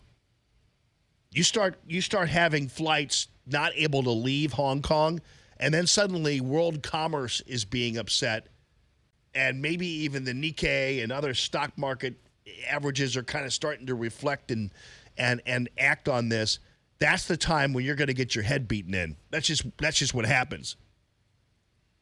So it's one thing to go ahead and state your claim and hit the streets and do all that kind of stuff, but then you invade the airport, you invade a center of commerce, they're going to take you out. That's just how it goes. I don't care who you are. And there's nothing President Trump can say or do that's going to make that okay. It just doesn't happen that way. I mean, we support freedom, but as Jimmy pointed out earlier, and you'll hear him again later, Hong Kong's never going to be its own country. It will never be that. The administrator can be a little more attentive to the citizenry as opposed to Beijing. We get that. But President Trump's response to this has, in my opinion, been perfect. And it's not an opportunity for the anti-Trump people to come out and reflexively take the side of an enemy government. 844-855-1380, the call, Tammy.com, real estate listener line. With SRN News, I'm Rich Thomason in Washington. Most of the Hong Kong protesters taking a break from violent demonstrations that shut down the airport for the past couple of days. Hong Kong's airport has now reopened. A staff shakeup at the federal jail in New York, where Jeffrey Epstein apparently took his own life. The warden of the Metropolitan Correctional Center is being reassigned, and a couple of the guards have been suspended. We are well into the dog days of summer now. It's expected to be another very hot day across parts of the South today, from Texas all the way over into the Carolinas. Dangerously hot temperatures in some spots. On Wall Street this morning, stocks looking to open sharply lower later on. Right now, Dow futures are down about 388 points for a loss of about 1.5%. The S&P 42 points lower. More details at srnnews.com. Stuck in traffic? We've got the answer on 1380 and 105.3. The Answer. Some good news. The accident on 270 northbound before Doherty Ferry has cleared, but you do still have a pretty significant backup from 55. We've got delays on 270 westbound, Old Halls Ferry to West Florissant. 44 eastbound slows between Bowles and 270 into the roadwork zone there. 6440 eastbound. Clayton Warson to Big Bend slows. Westbound, it's not a problem yet. 70 eastbound. Bryan Road to 79, and then 141 to St. Charles Rock Road. You'll see a backup there as well. And that's traffic. I'm Bonnie Green. On 1380 and 105.3 The Answer, online at theanswerstl.com. 1380 The Answer. Weather. Sunshine and nice today with a high of 86. A few clouds tonight, low 64. Pleasant tomorrow with a mix of clouds and sun, high 83. A few clouds around tomorrow night, low 71. Friday, periods of clouds and sunshine, high 88. Saturday, watch for a strong thunderstorm, otherwise humid with clouds and breaks of sun, high 90. I'm Brian May with your St. Louis Metro forecast on 1380 and 105.3 The Answer. Hey friends, ThrottleNet is an amazing organization, ever expanding, and I've told you as of early summer they expanded to their wide-ranging offices there in Sunset Hills because ThrottleNet is all the rage now for small businesses and big ones who want to protect themselves from people who are trying to fish and trying to grab their money, seal their operations up, ransomware, malware, you name it. And it's a very important thing. And I've said this before because I've kind of been on a little bit of a tear about this, the small business factor here. There are a lot of people who believe they're not big enough to attract attention of the fisher people out there. Well, the reality is it actually might make you even more of a likely target because small businesses are like big businesses. When you are shut down and you are frozen, it's your life. So if you have a small business and you don't think they're going to mess with you, actually, you're the easiest to mess with because they sense that you are not going to invest in backups. They sense that you're not going to invest in the kind of bodyguard that you need. And so they automatically think you're vulnerable. They'll test it. They'll pop in and boom, you're done. If you don't have a backup, if you don't have ThrottleNet by your side. So these guys are your IT bodyguards. They act as the black hats, but they're really the white hats. So any problems they find, and they'll poke in and they'll do all kinds of run-throughs on you, and any problems they find, they fix and seal you up. Check it out on the web. It's throttlenet.com. That's throttlenet.com. Hey guys, find out how you can have Sprint cover your switching fees. It's their way of giving you a clean slate. Get a network build for unlimited and a great price at Sprint. Visit your local Sprint store, sprint.com, or call 800-SPRINT-1 to learn how you can switch to Sprint today. Restrictions apply. Joe Walsh believes we need to slow down every now and then. I just think, myself included, every now and then in this crazy rat race of a life in which we all live, we just need to be reminded. That's all. We're human. We forget. We forget what matters. We forget what counts. The Joe Walsh Radio Program. Weeknights at 8 on 1380 and 105.3. The Answer. News, opinion, insight. This portion of the Allman in the Morning Show is brought to you in part by Suntrip Volvo Cars, West County. Visit WCVolvoCars.com. Larry Elder, tonight at 5. Now, back to Allman in the Morning on 1380 and 105.3. The Answer. To play a good cha-cha-cha recording.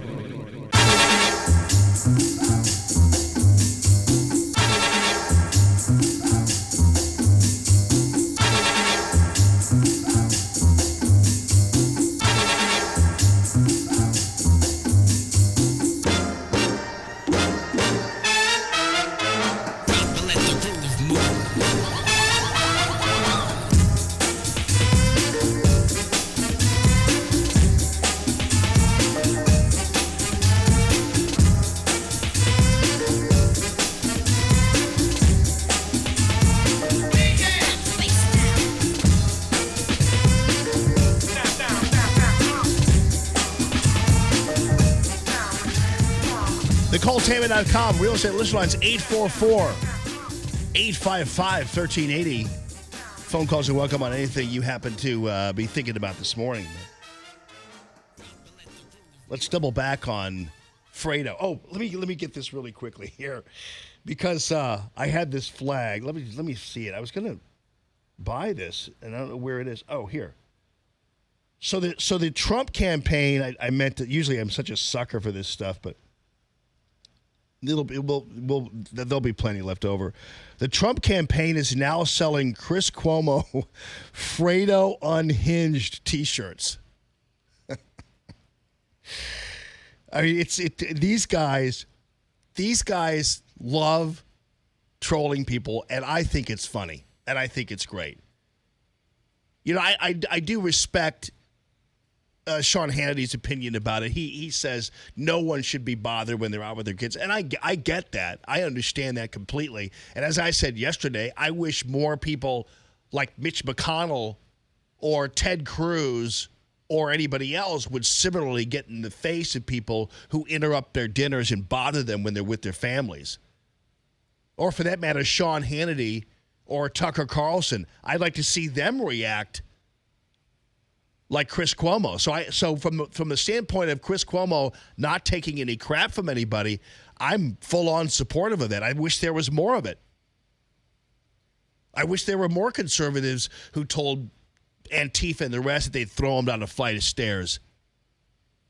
But we sit there and take it, flip my Make America Great Again hat off, and I just say I'm sorry, right, or whatever. It's about time maybe conservatives fought back. So on that level, I admire Chris Cuomo for fighting back. But then he ruins it because he plays this oppressed minority Italian victim, which nobody buys. And it also hurts his cause because I don't know why people are getting this idea that Chris Cuomo is one of the good guys. The fact of the matter is he and Don Lemon and the rest of the gang over there reflexively accuse people of being racist. They forgive Antifa and their violence. So I'm not quite sure they've got a whole lot of cred when it comes to this whole issue. But nonetheless, on that level, I'll say, good going, Chris Cuomo. We should take a page from your notebook and be more like you when we're confronted by these people in our personal lives. But the problem now is that, but this shirt is, they want you to text Fredo. This is how you get the shirt. Text Fredo to 88022. That's, of course, the Trump text number. And it goes right to it. I wish they would do text Fredo to 33033 or whatever it is, Biden's thing. You know, it would just go to their text number and all they'd see is Fredo. Or if CNN has some kind of thing like that, maybe that would be important.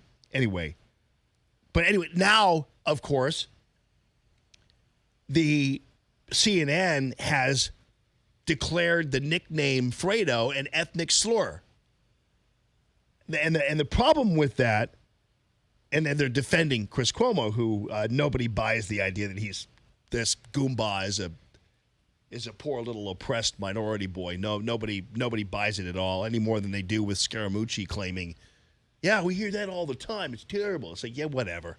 It's because you are a Fredo. And as Jamal pointed out earlier when he called into the show, which I thought it was a great comment, he said, you know, you're comparing this to the N-word. You're calling somebody a name based on a fictional character in The Godfather to calling a black person the N-word? Apparently, you're not a black person who's ever been called the N-word or heard it or whatever, because there's really no comparison. Anyway, we talked about that. So it just so happens that the problem with CNN declaring that Fredo is a racial or ethnic slur is that there's tape of people they've had on the air calling people Fredo. So, in fact, Anna Navarro, who, by the way, where did she ever come from? Because, boy, is she a beast. Like, what's her deal? I didn't even bother looking her up, but my goodness gracious, I mean, is there anybody less attractive in terms of who they are than Anna Navarro? Goodness gracious. Who's that woman who used to show up on Johnny Carson all the time? Cha-Cha or Chachi or whatever her name is? Remember her? Yeah, she's a guitar player, actually. Yeah, she's really good. She's actually very entertaining. Yeah. So I hate to compare it to, well, what's your name though? Charo. Charo, yes. That's right. Is she still alive? Yeah, I don't know. That's a great question.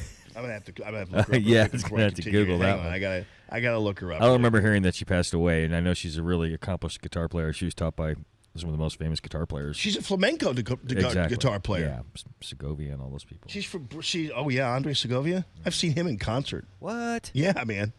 In Madison. Let's see. She's alive. She's alive. She's Brazilian. Yep. She was married to Xavier Cugat. Wow. But she was always on no, she's alive and kicking, man. Charo. So anyway, Anna Navarro is kind of like an evil Charo. Like if Charo were a witch, if Charo were Ursula, suddenly turned into Ursula, then Anna Navarro would be that person. Anyway, she's sitting on this show, and guess who's anchoring the show? Chris Cuomo. Listen, y'all. We got tape, people. It's kind of what happens. Look, first of all, zoos maybe have fences to protect the animals from people like Donald Trump Jr. who like to shoot them. But, you know, at the end of the day, Donald Trump Jr.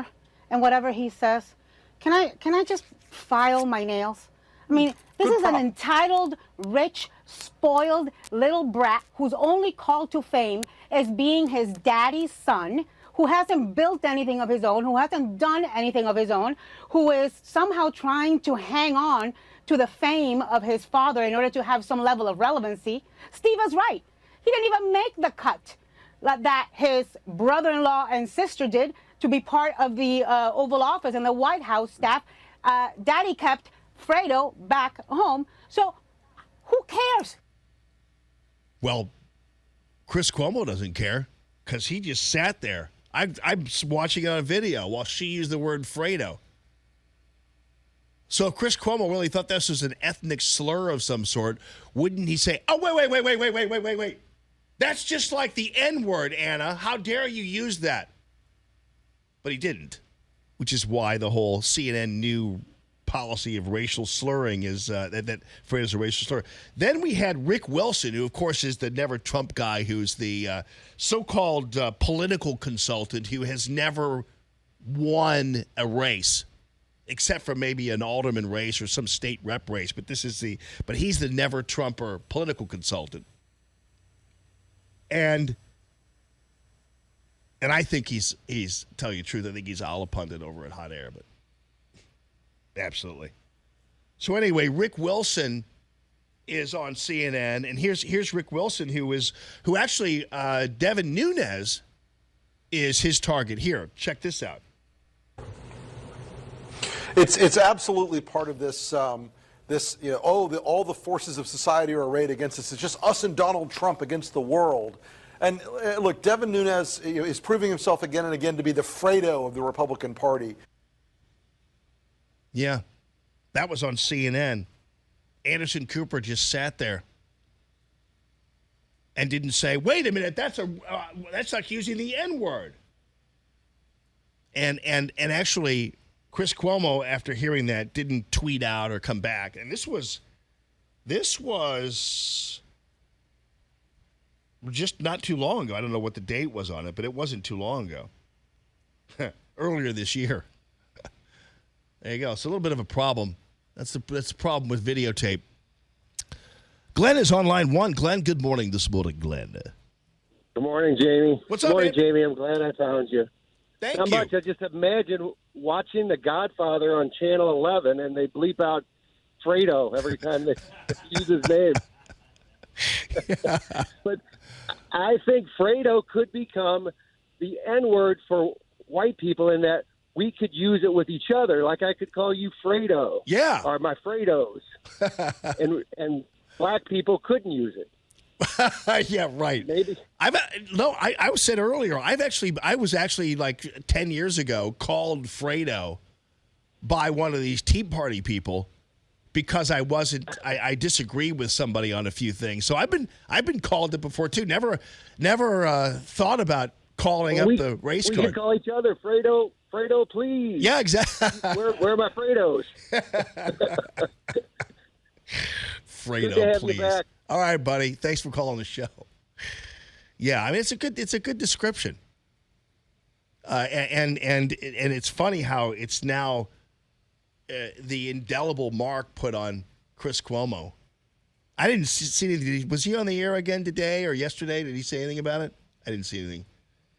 Michael the Hoser's on line 2. Michael, what's going on, buddy? How are you, big friend? I am doing great. What's up, All right, buddy? Here's the scary part. I remember the first time I saw Anna Navarro. She's a Republican strategist, as I remember, and was a Jeb Bush supporter. So I think that probably tells us enough. Oh, I didn't know that. I was wondering where she was, what spore she grew out of. That's the well, she 2 words. Never Trumper. Yeah, there you go. Okay, I didn't. That about says it all. Yeah, that about says it all. It's funny. It's funny how the most vitriolic people out there are the Never Trump people. I mean, they're worse than the left are. You know. Yeah. Yep. Yeah. Just thought I'd throw that little tidbit at you for the morning roundup. I love it, man. Thank you so much. Yeah, thanks, All right, Michael. man. Good talking to you. Take care, folks. Thank You you. bet. Bye. Yeah, isn't that funny how I didn't even know that about Anna Navarro, but I mean Rick Wilson's the same way. These people are, but you know what's funny is that they're so simple about what they do and how they approach this stuff.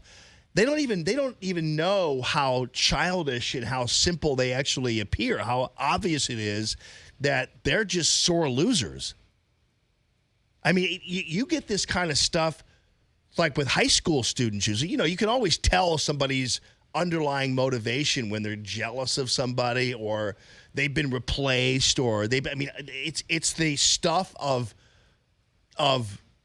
television shows everywhere. You always have that one butthurt person who wants to get back at whoever beat them, and it's really weird. But it's really fun too, to a certain degree. I love watching Anna Navarro and Rick Wilson in pain. You know what I mean? I like watching them suffer, because that's really what they're doing, is they're suffering, and they're so angry. It's like Scaramucci's the same way. I like to watch him suffer, because that's what they're doing openly. They just don't know that we know that. That's all. 844-855-1380, the calltammy.com real estate listener line. More Allman in the Morning coming up on 1380 and 105.3. The Answer.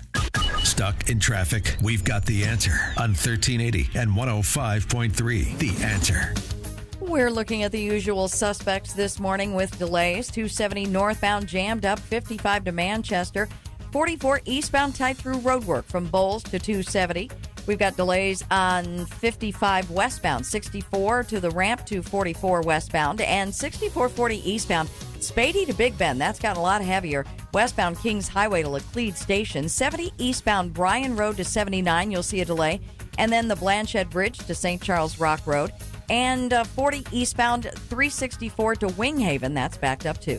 That's traffic. I'm Bonnie Green. On 1380 and 105.3 The Answer, online at theanswerstl.com. Are you one of the millions who had their information exposed in the recent breach? Be one of the millions who choose LifeLock with Norton to help protect their devices and identity. Join now at lifelock.com. Use promo code RISK to save 10% on your first year. Hey, Michael's Flooring Outlet is back supporting Allman in the Morning. Love this guy and love what they do for you. 4 locations throughout the St. Louis area. Check it out at michaelsflooringoutlet.com. The best installers you're going to find anywhere. The highest quality flooring products you're going to find anywhere. And if you want to test it out, go to Google and just Google Michael's Flooring Outlet reviews. And you're going to see top-notch 5-star ratings almost all across the board. michaelsflooringoutlet.com. KXFN St. Louis, K287BY St. Louis. If you're drowning in IRS debt and can't afford to pay, then you need to take advantage of special IRS tax programs that are available and free yourself from IRS collection efforts once and for all. Due to the financial hardship consumers are facing throughout the country, the Internal Revenue Service has made it easier to settle delinquent tax problems. An open phone line has been established by Community Tax for consumers to call and see if they qualify. Take down this number or store it in your cell phone, but call the Community Tax Helpline at 800-500-5588. If you owe back taxes to the IRS and cannot afford to pay them back, or even if you have years of unfiled tax returns, there's no need to fear anymore. But you have to call the Community Tax Helpline today at 800-500-5588 for the help that you need. Don't take on the IRS alone. They can attack your wages, savings, pension, home, and even your Social Security check. Call 800-500-5588 for your free consultation and to see if you qualify. That's 800-500-5588.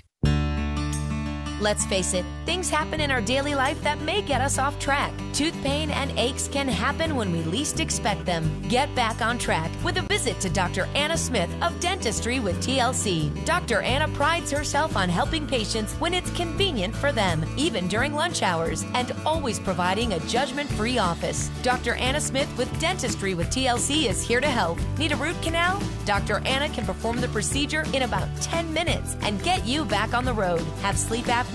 While you're there, talk to Dr. Anna about an oral appliance to help you get a better night's sleep and feel well rested the next day. Dr. Anna Smith with Dentistry with TLC, located in Godfrey, Illinois. Call today at 618-466-0733. That's 618-466-0733. Or visit dentistrywithtlc.com to learn the TLC difference. That's dentistrywithtlc.com.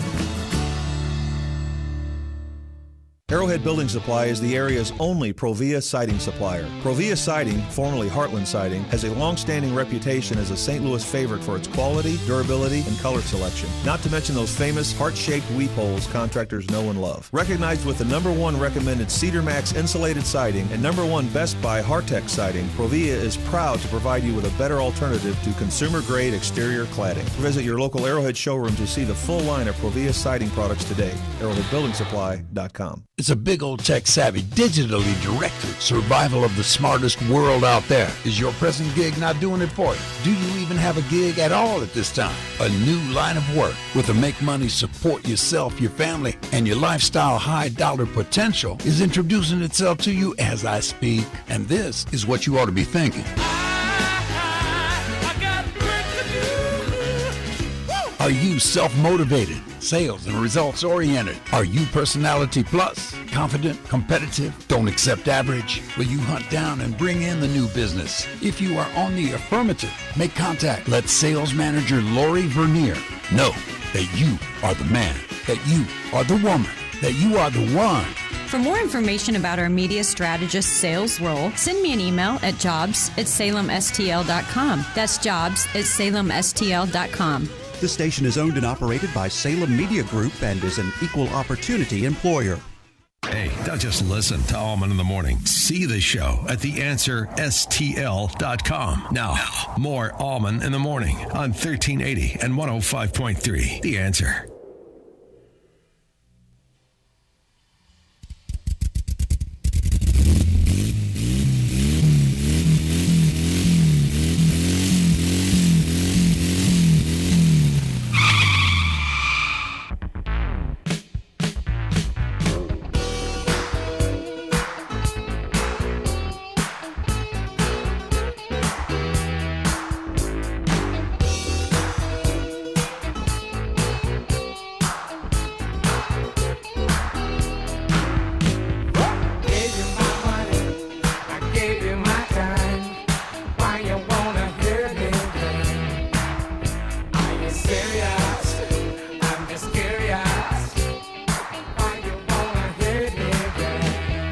So the hapless people running for the Democratic nomination for president continuing on with their but with them throwing their cars in reverse and running over themselves. You heard earlier and saw earlier how they all went out and made a big deal about eating a corn dog. It doesn't even occur to them that by making a big deal out of it, they're less like the people they're trying to be more like, and they don't even get it. They're like, that's really stupid of you to make a big deal out of eating a corn dog, Mayor de Blasio. It just shows that you're really out of touch. It doesn't show that you're in touch. And Kirsten Gillibrand, if you don't know how to hold a spatula, don't hold one. Bill Clinton learned that lesson. It's like you're holding it like a hand grenade, like you've never seen, like it's about to blow up in your face. So it makes you less like it. You're pandering, and you get the drill. So anyway, Julian Castro has figured out a way, this is novel, to make conservatives despise him even more by actually buying time on Fox and Friends. Now, of course, this is idiotic, but hey, Fox and Friends will take his money because you're going up there and you're putting yourself out there as a Trump hater, and you're on one of the most popular morning shows for conservatives around. And so you're not going to convince anybody that Julian Castro is their ticket out of hell. I mean, you're not. But you're going to spend your money anyway because you're an idiot. So that's what Julian did. You want to hear it? Yeah, here's his Fox and Friends commercial. President Trump, you referred to countries as shitholes. You urged American congresswomen to go back to where they came from. You called immigrants rapists. As we saw in El Paso, Americans were killed because you stoked the fire of racists. Innocent people were shot down because they looked different from you. Because they look like me. They look like my family. Words have consequences. Ya basta. I'm Julian Castro, and I approve this message. I'm sure that went over really well with the audience. Honey, some guy just said, ya basta.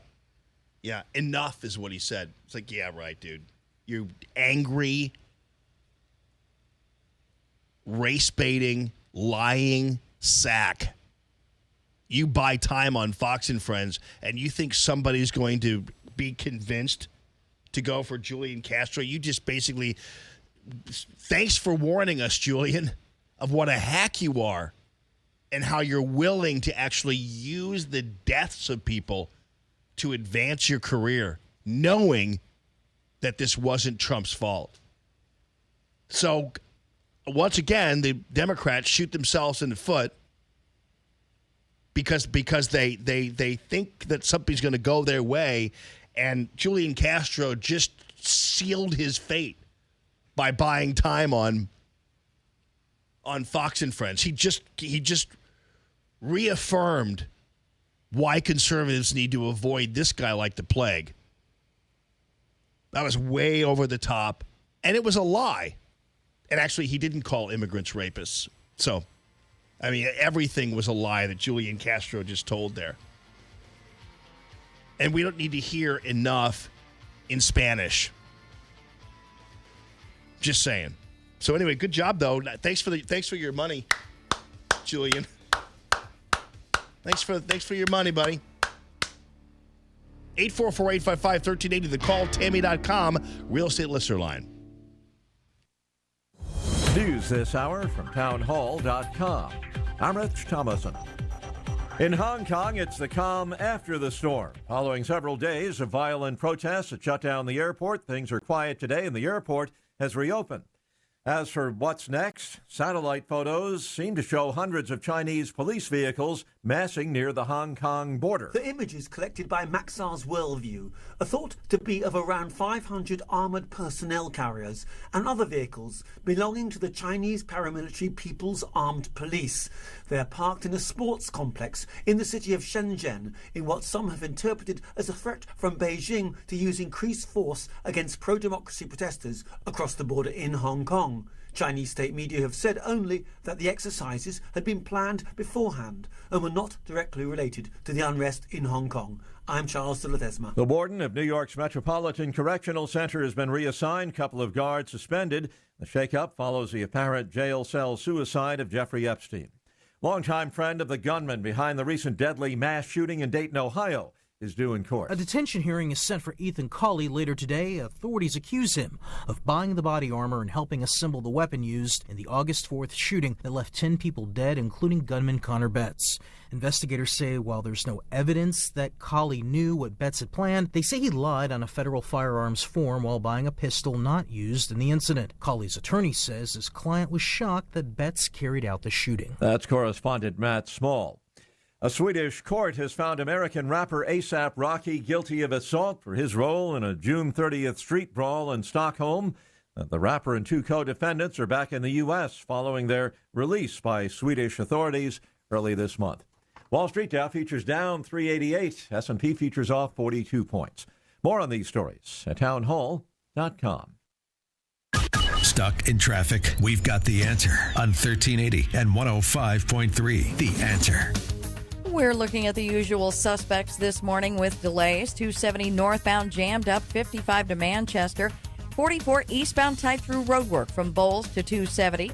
We've got delays on 55 westbound, 64 to the ramp to 44 westbound, and 6440 eastbound, Spady to Big Bend. That's gotten a lot heavier. Westbound Kings Highway to Laclede Station. 70 eastbound Bryan Road to 79, you'll see a delay. And then the Blanchette Bridge to St. Charles Rock Road. And 40 eastbound 364 to Winghaven, that's backed up too. That's traffic. I'm Bonnie Green. On 1380 and 105.3 The Answer, online at theanswerstl.com. 1380 The Answer. Weather. Sunshine at nice today with a high of 86. A few clouds tonight, low 64. Pleasant tomorrow with a mix of clouds and sun, high 83. A few clouds around tomorrow night, low 71. Friday, periods of clouds and sunshine, high 88. Saturday, watch for a strong thunderstorm, otherwise humid with clouds and breaks of sun, high 90. I'm Brian May with your St. Louis Metro forecast on 1380 and 105.3 The Answer. So really happy to have Darren coming into the show tomorrow from Rhino Shield. Darren is one of the newest supporters of the All in the Morning Show and Free Common Sense Radio. And Darren and his team, I've kind of run through some of the circles with Darren because of the kids' swim meets and that kind of stuff. So I know him and know about his business and know about his family. And he's just a great guy and a real go-getter when it comes to making sure that you are happy and that your home is beautiful or your office is beautiful or your auto shop is beautiful or your vacation home is beautiful and well taken care of and never having to be maintained or painted again. This ceramic coating is beautiful, coming in all kinds of different colors. It's perfect for the exposed brick or for stucco or anything else. It's perfect for the flat roofs, perhaps, that you're having an issue with regarding water coming in, whatever else, because it's 100% waterproof. I'm wondering if Darren's going to bring in his little box tomorrow that he brings with him on calls to people. It's got a cardboard box, and it's rhino shielded, and he pours water in it. There's nothing coming out of it. It's pretty amazing.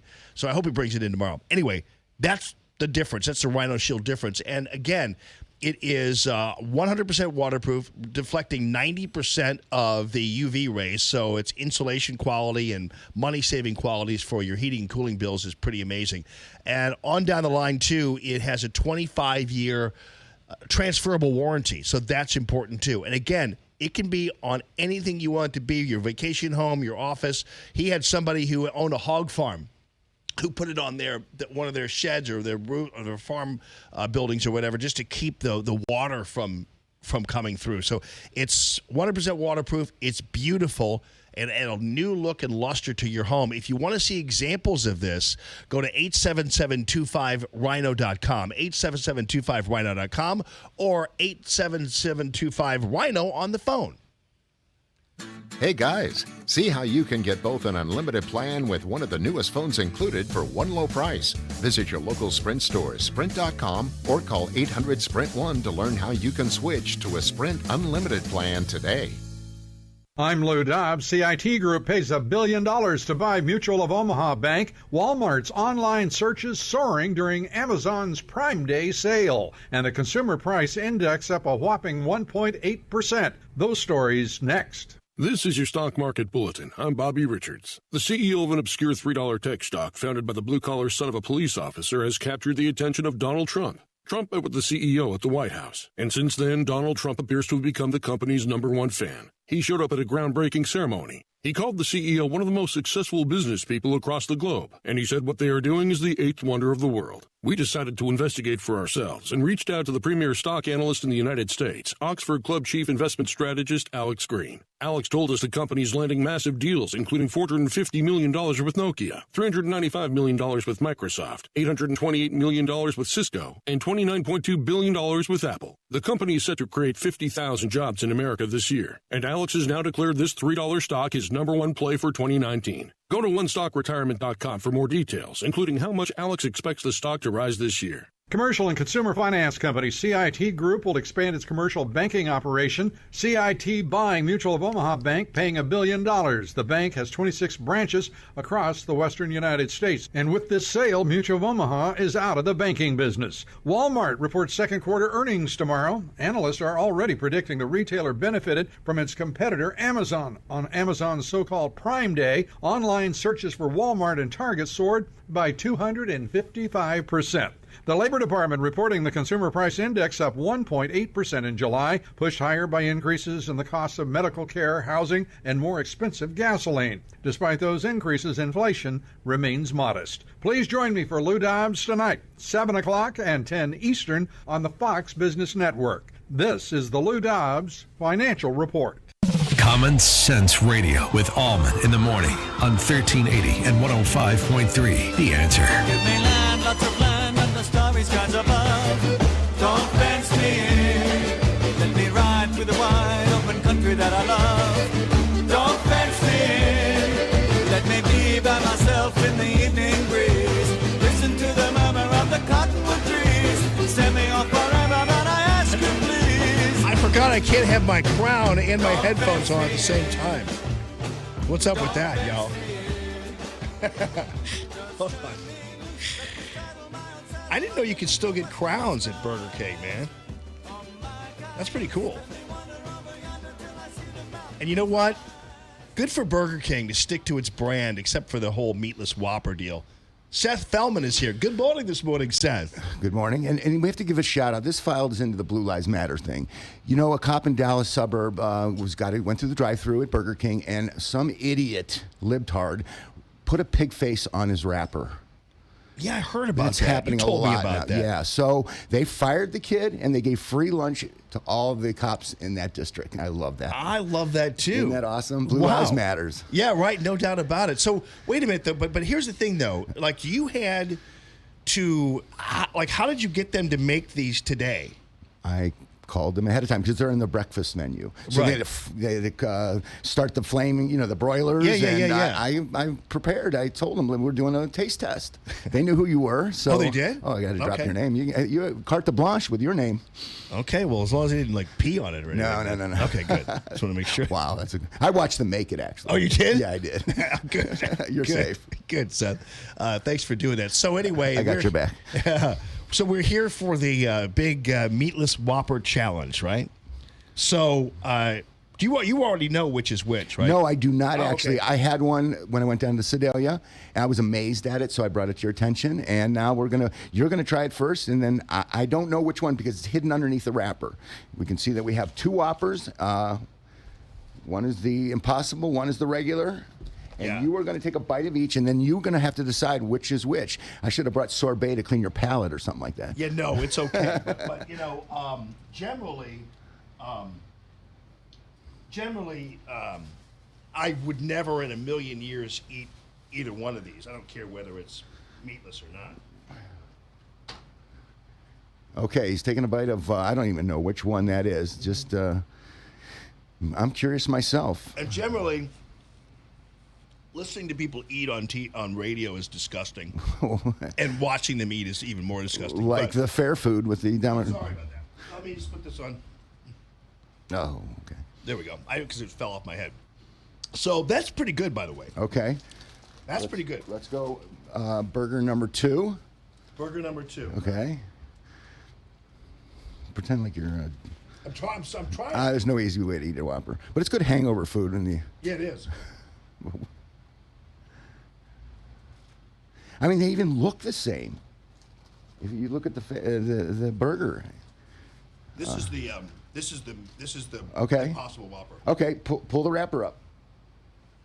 It's underneath. Yeah. It Impossible. is. Yeah. Oh, you did know. Okay. All right, I'm going to turn my back, switch up on me. I won't even look, and now let me give it a shot. Okay. Okay. Don't just look. Flip it around. Okay. No. You can't look. Okay. You're looking. Like I have to cheat. Hold on. I gotta fix this thing. All right. So you don't see it. Don't be biting off the one I bit off. You know what I mean? Okay. Because I've got rabies. You were. Okay. Now here we go. All right. I could tell the Impossible Whopper because I could tell it didn't have it tasted like a plant or whatever. It didn't taste like meat, you know. I mean, obviously with enough beer, or stuff, whatever they put on it, you could eat a paper bag and it would taste pretty good. Okay.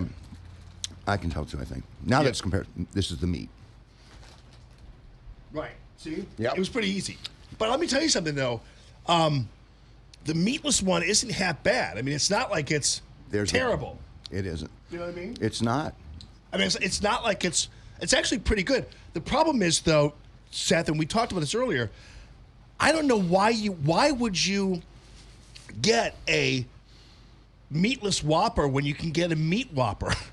It's for the hacky sack Birkenstock crew. Right, who think that maybe it's healthier for them. Mm-hmm. But now we've done the whole research on the thing, right? Mm-hmm. And we know that the meatless Whopper or the Impossible Whopper isn't that much different than the regular Whopper.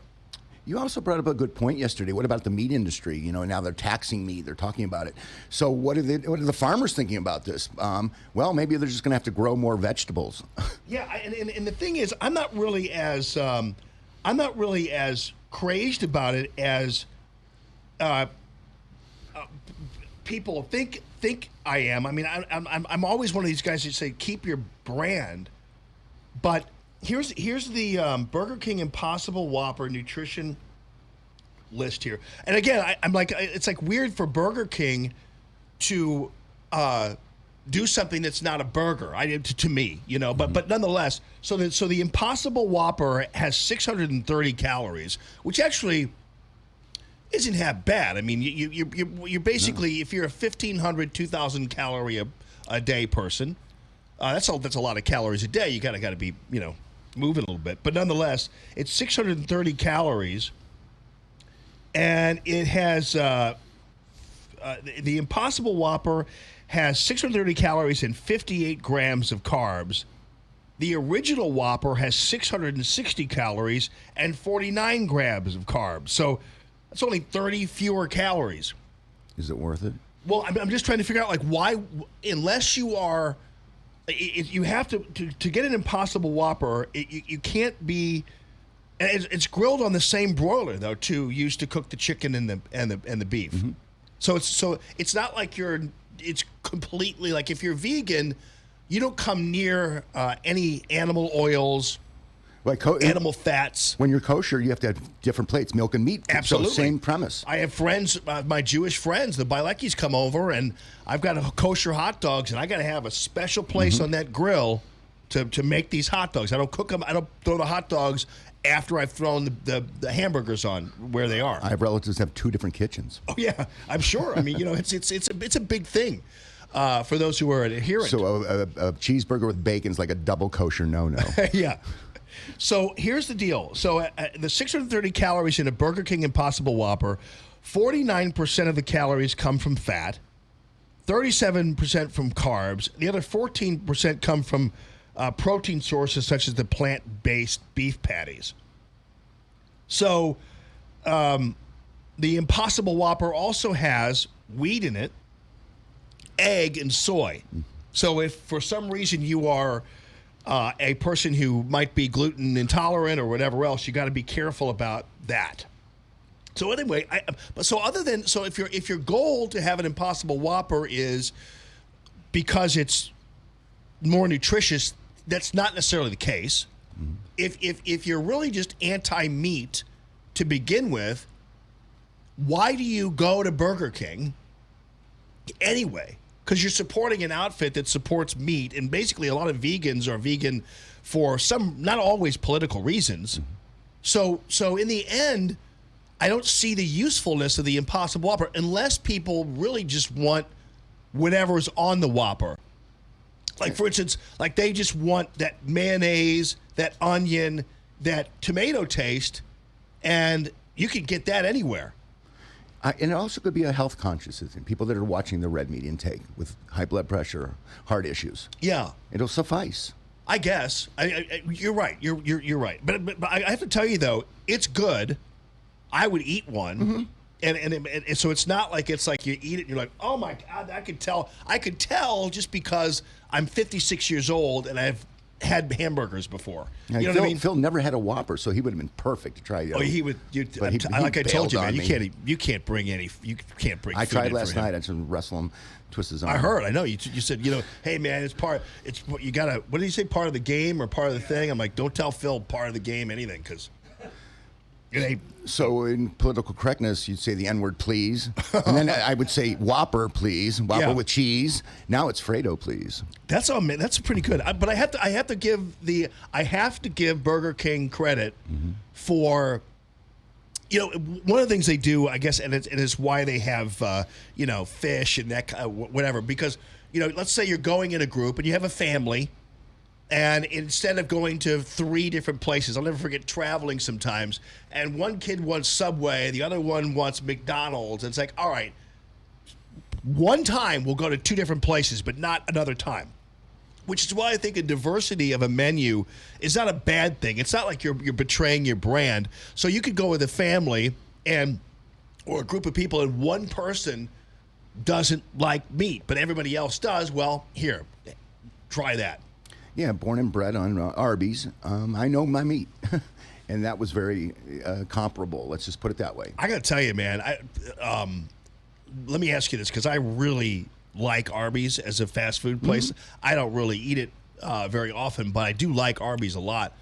That's all good, right? That's all real, like that's all meat, right? Yes, it's section informed. It's not processed. We discussed the budding factor. Yeah. That's garbage. In fact, I bought some the other day just to find out what I threw it away. It was so horrible. But this is section informed, and there's good pieces of meat and other pieces that are put in a roast. They can get in the oven quick. It's a fast food restaurant, but it's not bad quality meat. Yeah, I know. And people all think it's a badge of honor. Like, I'm a lion choice person. It's like, no. Arby's is where it's at. Dude, does Arby's still have... No, does Budding still sell those packets for 69 cents? 69 cents. It's still 69 cents? You cannot... That would never be the litmus test for rate of inflation. Like a Burger King... a Big Mac was $1.29 in the day. Now it's $1.89, let's say. That's still 69 cents. It was... That's amazing to me, because it was 69 cents like 25 years ago. It's the scraps on the plant from carving out the other meats. And it's just garbage. It's the worst of the worst. I didn't know that. It's horrible. I'm sorry. But well, here's I think I might be able to out disgust you. The chicken nuggets, now or chicken in soup. I found this out one time when I was doing a story. I don't know what it was. I was doing a story about health and food and that kind of thing. And the truth about certain, and I went out and Schnucks was nice enough to invite me out to their Hawks Point chicken farm where they get all their eggs. Schnucks gets all their eggs. I think still from a place in Hawks Point off of 44. I think. Are they cage free? No. Well, it depends. When I was out there, this was 15 years ago. They were boxed chickens, and I asked the question about where. Like, once the chickens have already laid all the eggs, like once you've gone through your egg laying cycle, what happens to the chickens? And the guy out there told me that these chickens, because they're so fatty, because they're not running around, so they're just sitting there in an egg layer box, and their whole lives are spent in a box. So what they do is, it's probably not really that humane, but I don't know. They get so fatty that it's the perfect meat for chicken nuggets. I'm not talking about McDonald's chicken nuggets. I don't know what they're made of. Chicken nuggets, or for the chicken in like the soups, like a chicken noodle soup. Those little pieces of chicken come from egg-laying chickens. A lot of them do. I mean, the whole premise of veal disgusts me. I would not. I just won't eat meal. I'm not vegan. And then there's those people like my sister's a vegan, and she's all about free range. So they ran around before they slaughtered them. Okay, whoop-de-doo. Free range veal? No, just in general, free range chicken or meat. Yeah, we chase the young babies around and then we kill them. Defeats the whole purpose of the veal. Yeah, I'm kind of like that with veal too. I've never really gotten past the baby factor. You know what I mean? It's just there's something like they're in a dark room and they're force fed, and then they get the foie gras from their. It's there's something that's really that seems very outdated. You know. Yeah. The kill them while they're young because they're juicier. It's like, whoa. And it's not. It's not nice. All right, Seth. What else is on your mind?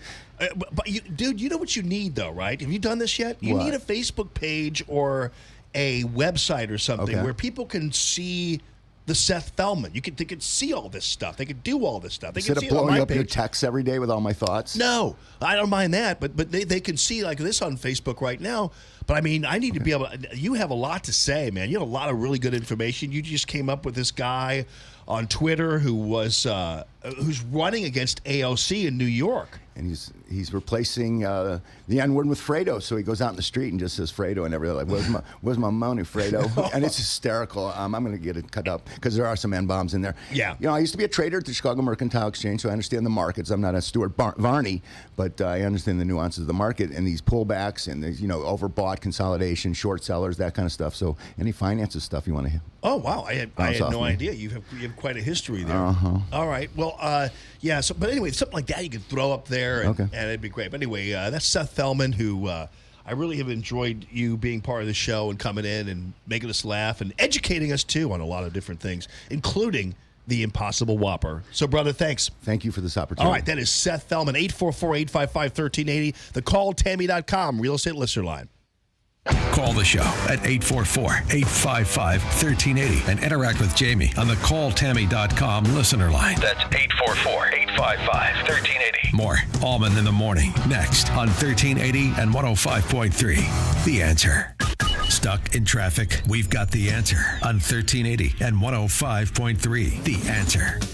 Roadwork still causing a very big delay on 255 eastbound. Now you're jammed up from Lindbergh to Jefferson Barracks Bridge, where 2 right lanes remain closed with roadwork until 2 o'clock again today. This has been a continuing project. 270 northbound, Gravois to Manchester, still a little bit tight. That's dropped down a little bit. Westbound Old Hall Spray to West Florissant. We got delays on 6440 eastbound, Lindbergh to Big Bend slows. Westbound, it's Kings Highway to Laclede Station Road. 70 eastbound, 94 to St. Charles Rock Road. That's still pretty tight. And 141 northbound after Fiedler, that crash cleared. That's traffic. I'm Bonnie Green. On 1380 and 105.3 The Answer, online at theanswerstl.com.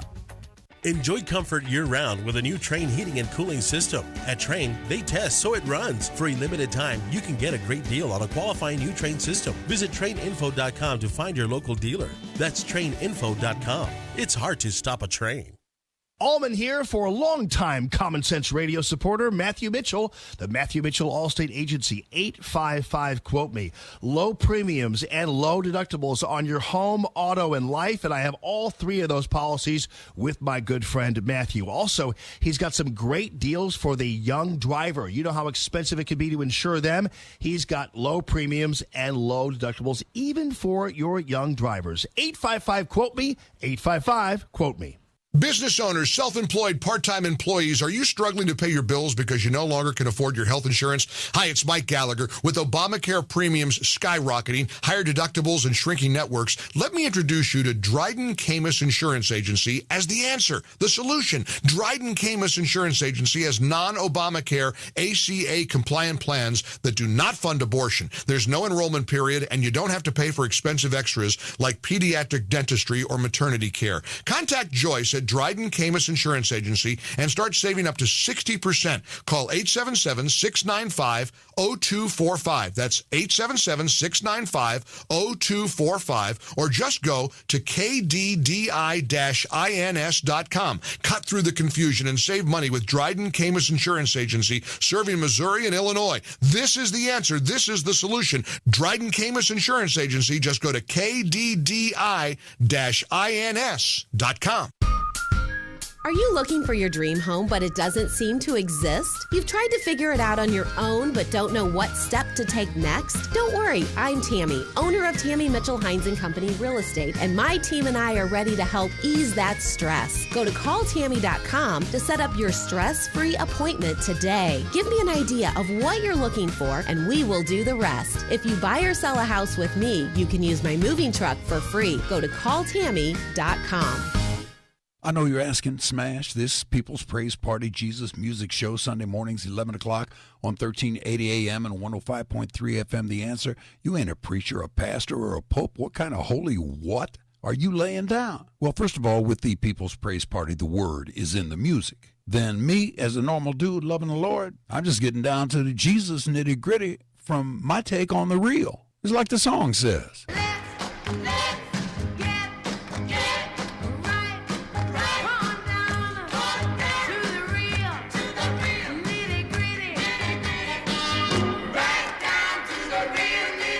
Now, you can stream the People's Praise Party at theanswerstl.com or pick it up anytime on the Archives podcast page at asherbenruby.com. That's me.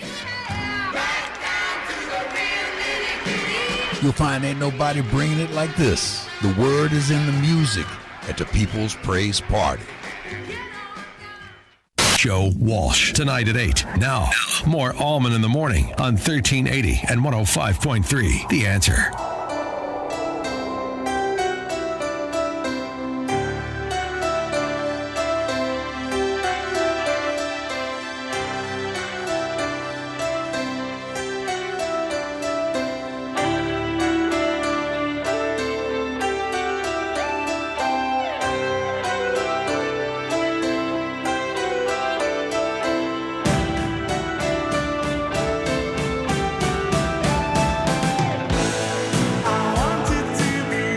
So we've established that the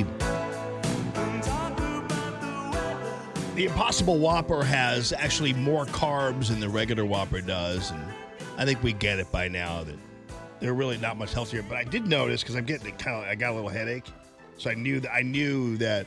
Well, first of all, it's got 1,240 milligrams of sodium, which, I mean, if as Seth had pointed out, by the way, Seth's on Twitter at Seth Fellman, SETHFELMAN. But he said, well, if you've got high blood pressure or whatever, and you're trying to go red meatless, the 1,240 milligrams of sodium isn't really going to necessarily help you. But it's got some MSG on there too, I can tell, because the minute I have anything, I'm not that sensitive by any stretch. I'm not trying to say that, but the minute MSG comes into my mouth, I can tell instantaneously what's up. Can't you? Like, my heart starts to race. I got a head. Can't eat Chinese food, man? It bothers you? Yeah. Oh, yeah. Big time. Chinese food. Well, it depends on what it is. Some places don't put MSG on there. Oh, I thought that's what made it taste good. Well, for some people, the one on Wabada and Delmar, they'll dunk it in. But I don't know whether Wang Chung or whatever the hell that restaurant is, I don't know whether they put P.F. Chang's. I don't know whether they put any MSG on their stuff or not. You can always ask. They don't even say there's MSG in here, but I know there is because you can taste it. Here's what modified food starch, by the way, if you see it on a label, that's MSG. That's just a different form of MSG. But because MSG's gotten such a bad rep, they decided to rename what is principally MSG, and they call it modified food starch. Just letting you know. 844-855-1380. With SRN News, I'm Rich Thomason in Washington. Following several days of violent protests that shut down the Hong Kong airport, things have quieted down today, and the airport has reopened. The warden of New York's Metropolitan Correctional Center has been reassigned. A couple of guards are on suspension. That staff shakeup following the apparent suicide in his jail cell of Jeffrey Epstein. We're still awaiting the release of the Epstein autopsy report. Longtime friend of the gunman behind the recent deadly mass shooting in Dayton, Ohio, due in court later today. Bond yields are now hinting at a possible recession on the way, and that has Wall Street opening the day sharply lower, giving back all of yesterday's sizable gains. The Dow opens down 392 points. The S&P 500 index off 43. More details at srnnews.com. Stuck in traffic? We've got the answer on 1380 and 105.3. The Answer. Roadwork still causing a very big delay on 255 eastbound. Now you're jammed up from Lindbergh to Jefferson Barracks Bridge, where 2 right lanes remain closed with roadwork until 2 o'clock again today. This has been a continuing project. 270 northbound, Gravois to Manchester, still a little bit tight. That's dropped down a little bit. Westbound Old Halls Ferry to West Florissant. We got delays on 6440 eastbound, Lindbergh to Big Bend slows. Westbound, it's Kings Highway to Laclede Station Road. 70 eastbound, 94 to St. Charles Rock Road. That's still pretty tight. And 141 northbound after Fiedler, that crash cleared. That's traffic. I'm Bonnie Green. On 1380 105.3, The Answer, online at theanswerstl.com. 1380, The Answer. Weather. Sunshine and nice today with a high of 86. A few clouds tonight, low 64. Pleasant tomorrow with a mix of clouds and sun, high 83. A few clouds around tomorrow night, low 71. Friday, periods of clouds and sunshine, high 88. Saturday, watch for a strong thunderstorm, otherwise humid with clouds and breaks of sun, high 90. I'm Brian May with your St. Louis Metro forecast on 1380 and 105.3, The Answer. Banner Construction, the world-famous Banner Construction. Banner Construction, which is named by James Hardy Fiber Cement Siding, as well, ladies and gentlemen, as the Pella Window people. Boy, I will tell you, they have the best rep in some of the best areas of home improvement you're going to find. So we are looking at a situation where you have the Pella Window Company, which is world famous. Every time you hear the word Pella, you know what people are talking about. They've been around forever. They chose Banner Construction. They found Banner Construction and said, you guys are the ones we want selling our windows and installing our windows. The selling part is important because, listen, Bill and Sam haven't been in the business for 50 years together as home remodelers and couldn't stay in business that long if they were one of these hard sell guys. You know how many businesses have come and gone because they come in and people have such a bad experience with the hard sell, they just don't even like home improvement to begin with. All you have to do is run Banner Construction through the spanking machine of the Better Business Bureau, and you'll see all the accolades, whether it be in terms of their bedside manner when it comes to talking to you about home improvement, or actually the completion of it and the warranties and everything else. You can't go wrong, and you'll find out how you can't go wrong. Pella knows they can't go wrong. James Hardy Fiber Cement Siding knows they can't go wrong, which is why they've chosen Banner as the preferred installer of these beautiful products. And right now, it's still summer renovation, even though the kids are going back to school. And so even if you're not really even ready for any work to be done until October, September, you get in the summer and you're getting summer pricing, which is great. Check it out on the web. It's bannerconstruction.com, 314-569-1050. Hi, it's Rick Dees here. Listen, no matter how often you wash your car, Zips Car Wash has a deal for you. Check out zipscarwash.com and save up to 70% on a single wash. I feel good. I went to Zips. Dennis Prager believes Mueller's testimony was more of the same. Many Democrats are very unhappy with what happened. They were really looking forward to revive all of the lies that they have perpetrated with impunity. There's no guilt there. We preoccupied the country with a collusion that never colluded. The Dennis Prager Show, weekday mornings at 11 on 1380 and 105.3. The Answer. News, opinion, insight. Listen to Allman in the Morning with Alexa. Wake up and say, Alexa, play The Answer St. Louis. Now, back to Allman in the Morning on 1380 and 105.3. The Answer.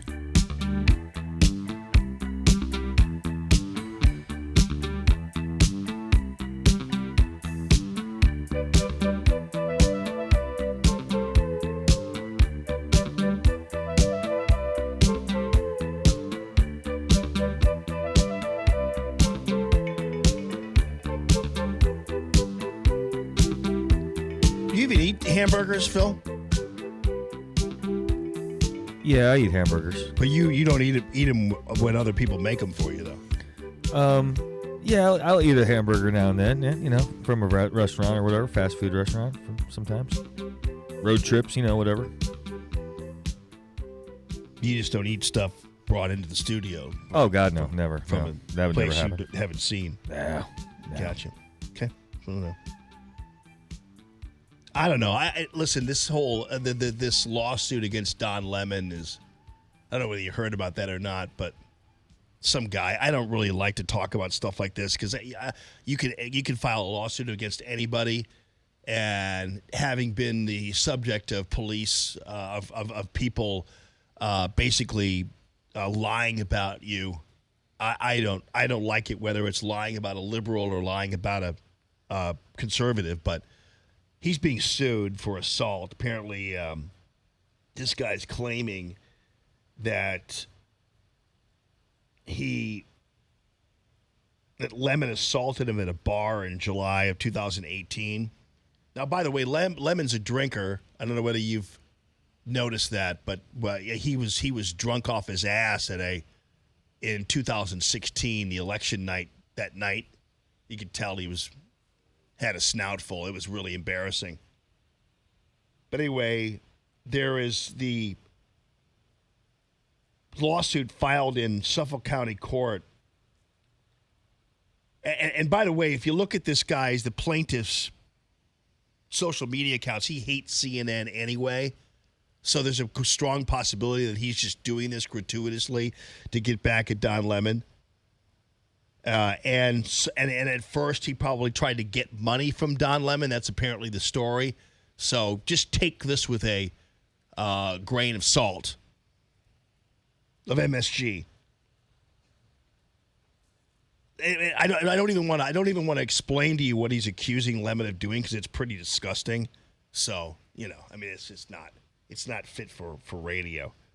But yeah.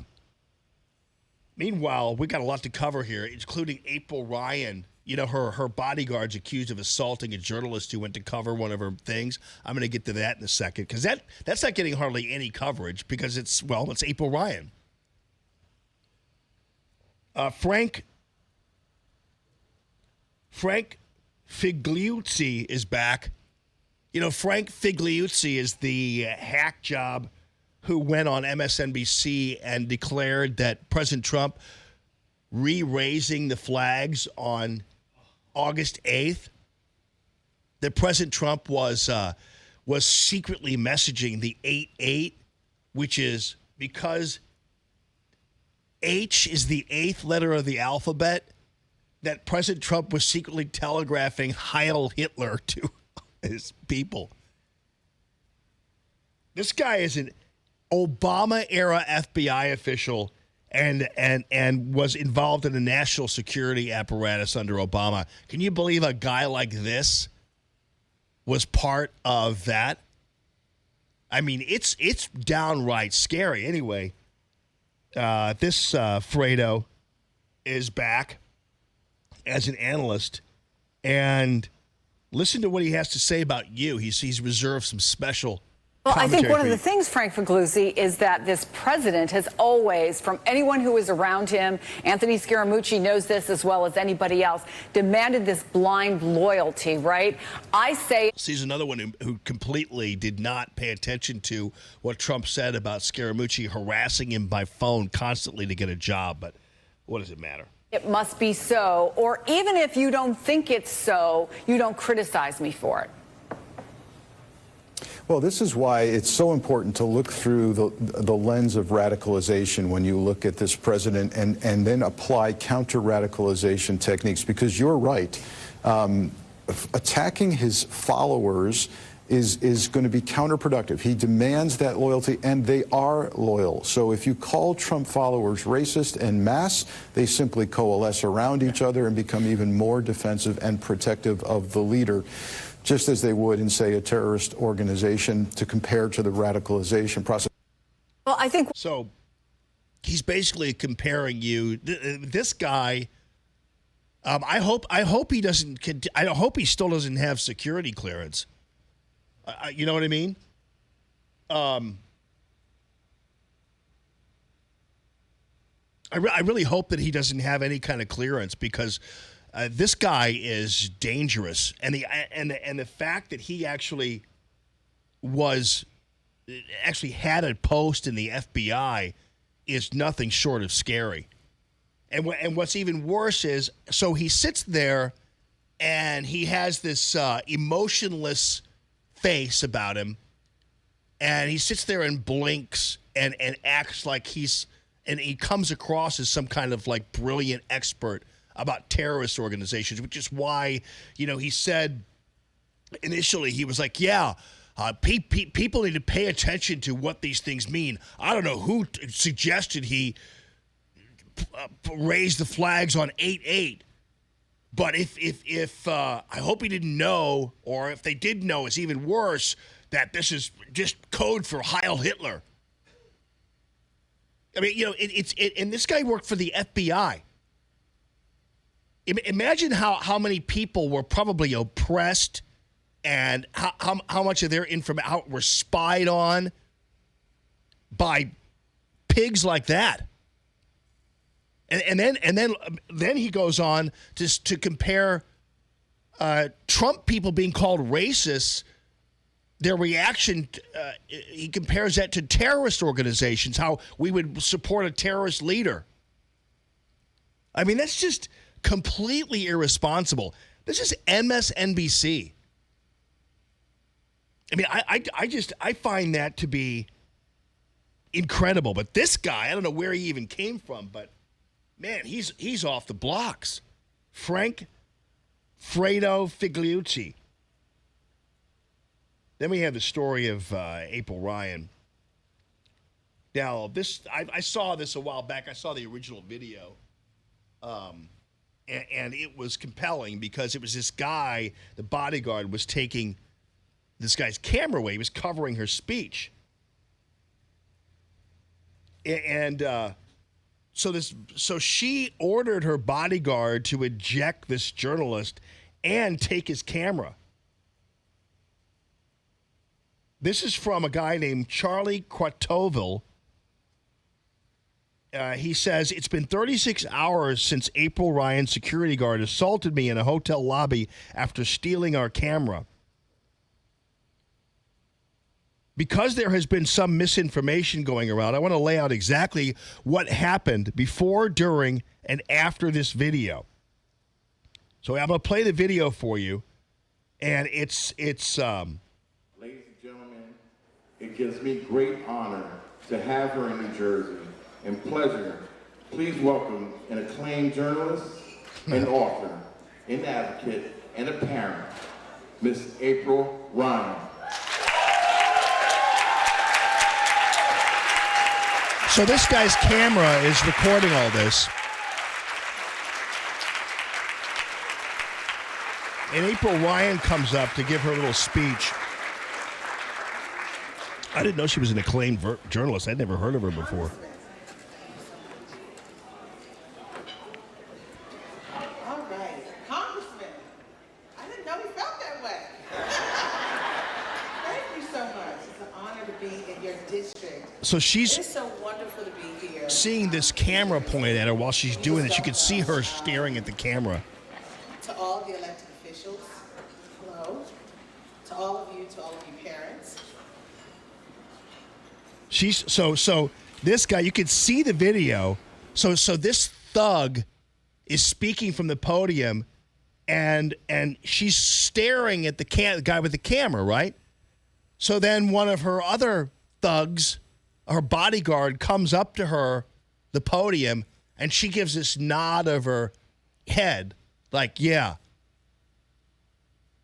Apparently a means of telling him to get rid of the guy because she doesn't want herself recorded. Now, this is April Ryan, who goes on and always talks about how Sarah Huckabee Sanders or someone else oppressed her because they didn't give her proper access or proper this or proper that. And she's got a bodyguard running around with her. And she wants to erase all evidence of anything she says, or just at least prevent it from being recorded. So at this point, the bodyguard gets his marching orders from April Ryan and then goes over to the guy.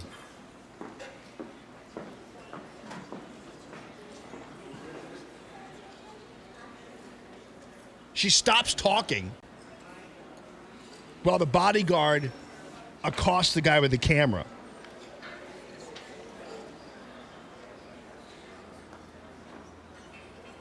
So here's an acclaimed journalist. When I speak, don't touch my camera, please. When I speak, I do not have news covering my speech. Don't you dare put that down, sir. That's my camera. And you hear April Ryan go, when I speak, I don't have anybody cover my speech. It's like, yeah. That's what she's saying. When I speak, I don't have people covering my speech. It's like, oh, really? So people can't record your speech, huh? They can't even do anything on it. So there's your acclaimed journalist, your acclaimed professional, the one who bitches up a storm every time she's not called on to ask a question. Telling the world that when I give a speech, people don't cover my speech.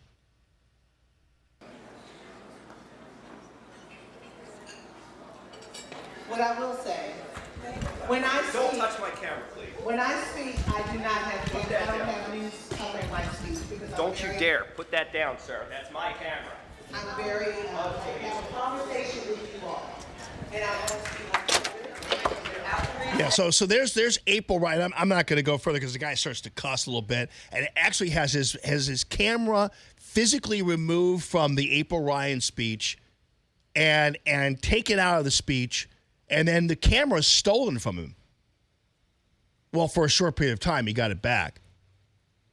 But April Ryan declaring that when she gives speeches, people don't cover her speeches. She's the one people covering her speeches. And so that, by the way, I don't know what the circumstances are regarding access or camera access, but the camera was there during the entirety of the introduction of her and everything else. And she just didn't want this guy videotaping it. So he posted this on YouTube. She says, when I speak, I don't have news covering my speech. So she wants to have an unfettered discussion. That's interesting coming from this freedom fighter from the Urban whatever network. Remember that that she's the one who's called for impeachment and everything else. And she's also trying to squash the story. So anybody who retweets the story is blocked by her Twitter account, and she has yet to say anything on Wednesday as of this morning.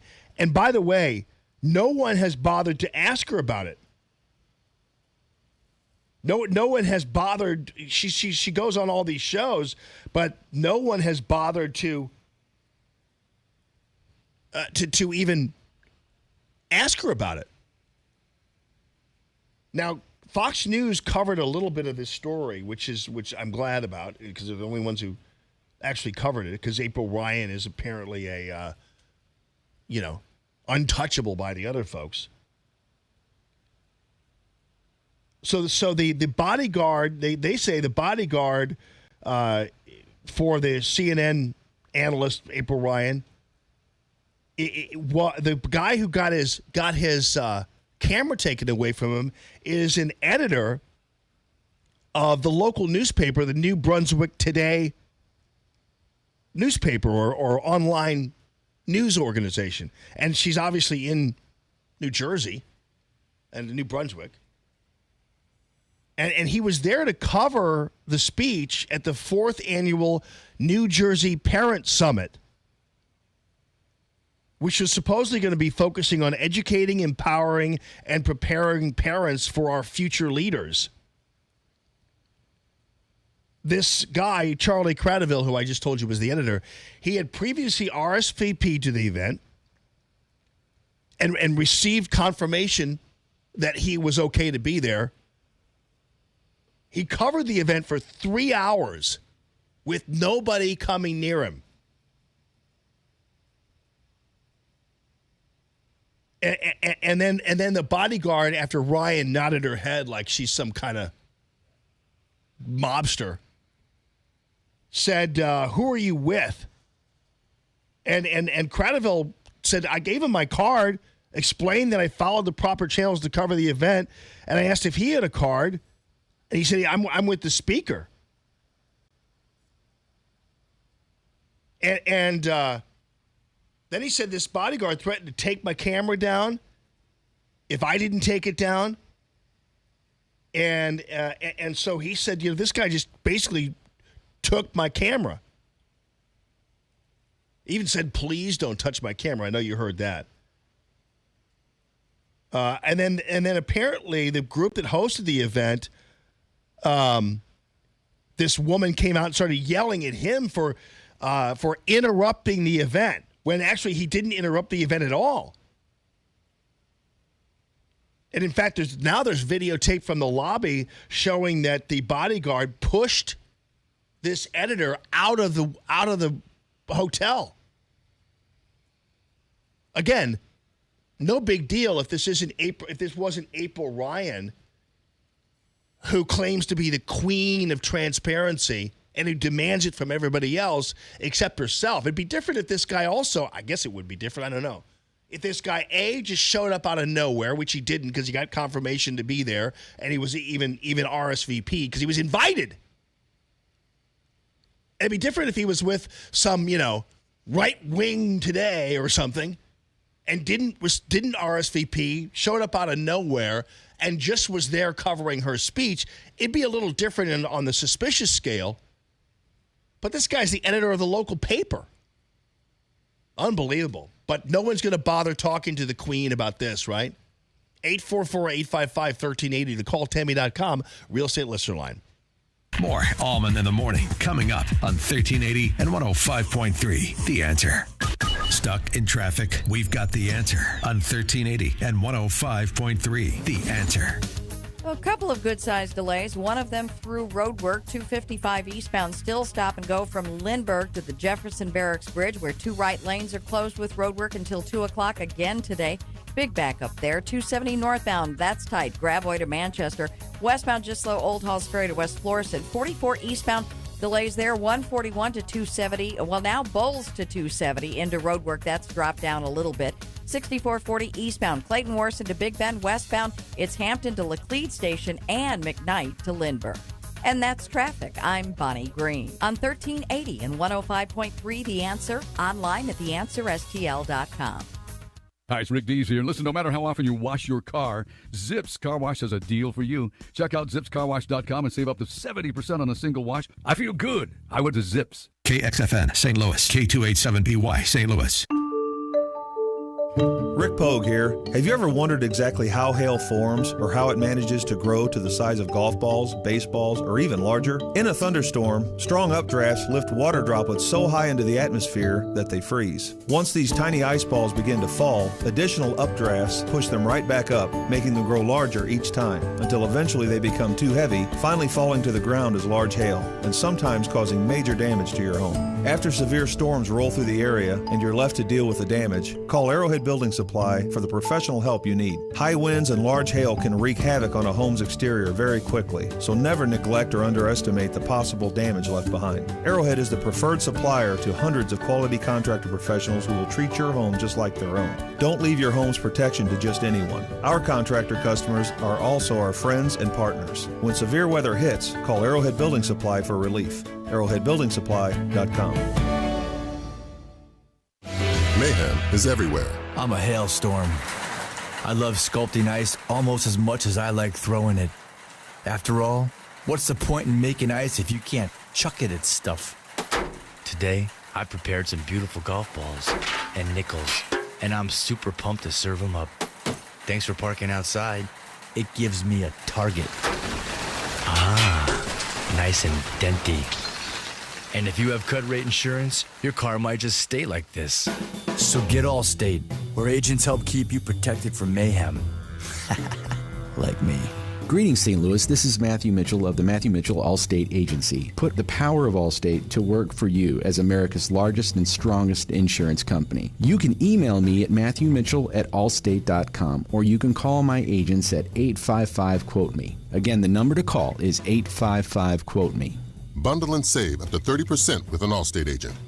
Are you in good hands? Summertime in St. Louis. If you hate to paint, do what your neighbor Mr. Rob Miller from Harvesttown Auto Body in St. Peters did. he called Rhino Shield. Rob, what was the thought process for going with Rhino Shield as a business owner? My family's business is over 10,000 square feet, and it did not have the curb appeal I wanted. Rob, tell everyone how the experience was with Rhino Shield from start to finish. The process that I liked was when you came out, you gave me all of these options that would fit my building. Our building was really faded. I don't want to have to paint my building again. 25 years is a long time to not have to worry about the outside maintenance of your building as far as paint. That's a no-brainer. That's why Rhino Shield worked for me. Are your neighbors jealous? I would be if I was them. Thanks, Rob. Now it's time to call 877-25-RHINO. 877-25-RHINO or 877-25rhino.com. Genius. No paint, don't Rhino. Go Rhino Shield. Never paint your house again. Rhino Shield. Business owners, self-employed, part-time employees, are you struggling to pay your bills because you no longer can afford your health insurance? Hi, it's Mike Gallagher. With Obamacare premiums skyrocketing, higher deductibles, and shrinking networks, let me introduce you to Dryden Camus Insurance Agency as the answer, the solution. Dryden Camus Insurance Agency has non-Obamacare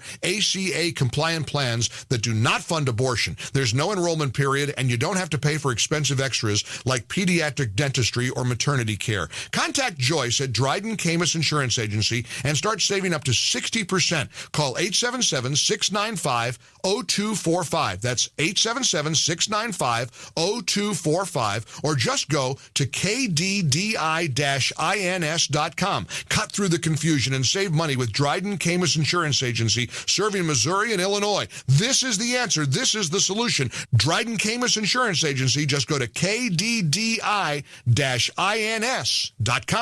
Hey, want to talk with Jamie? Call 844-855-1380. 844-855-1380. And interact with Common Sense Radio. This is Allman in the Morning on 1380 and 105.3. The Answer.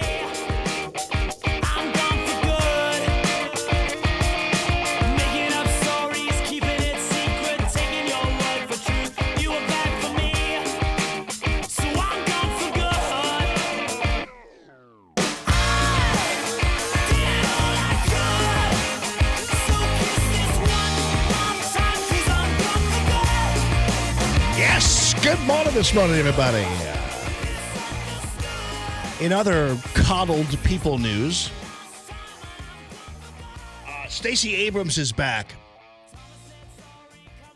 And much like April Ryan's allowed to push people around and have her bodyguards shut people up and steal their cameras, Stacey Abrams is allowed to sling BS about the Republicans' plans to oppress votes, which is, of course, another big lie. The Russia collusion thing was one thing. The other big lie out there is voter suppression of black voters. Here she is on teams that are ready to go long before we have a nominee. Teams are out. But we're also going to make sure they're ready for not only the tactics we know were employed in Georgia and in North Dakota, in Florida and in Texas, but also in Wisconsin. She still thinks she lost because somehow people stole votes from her. She can't accept the fact that she lost. I don't think she's conceded yet. What's happening in Michigan as they try to roll back progress.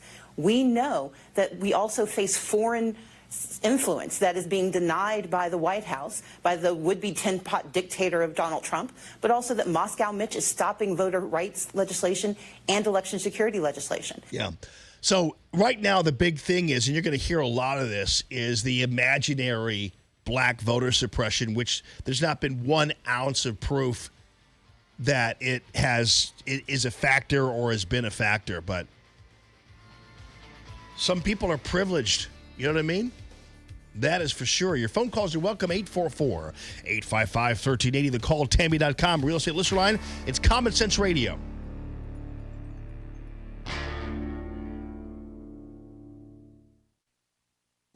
Breaking news this hour from townhall.com. I'm Rich Thomason.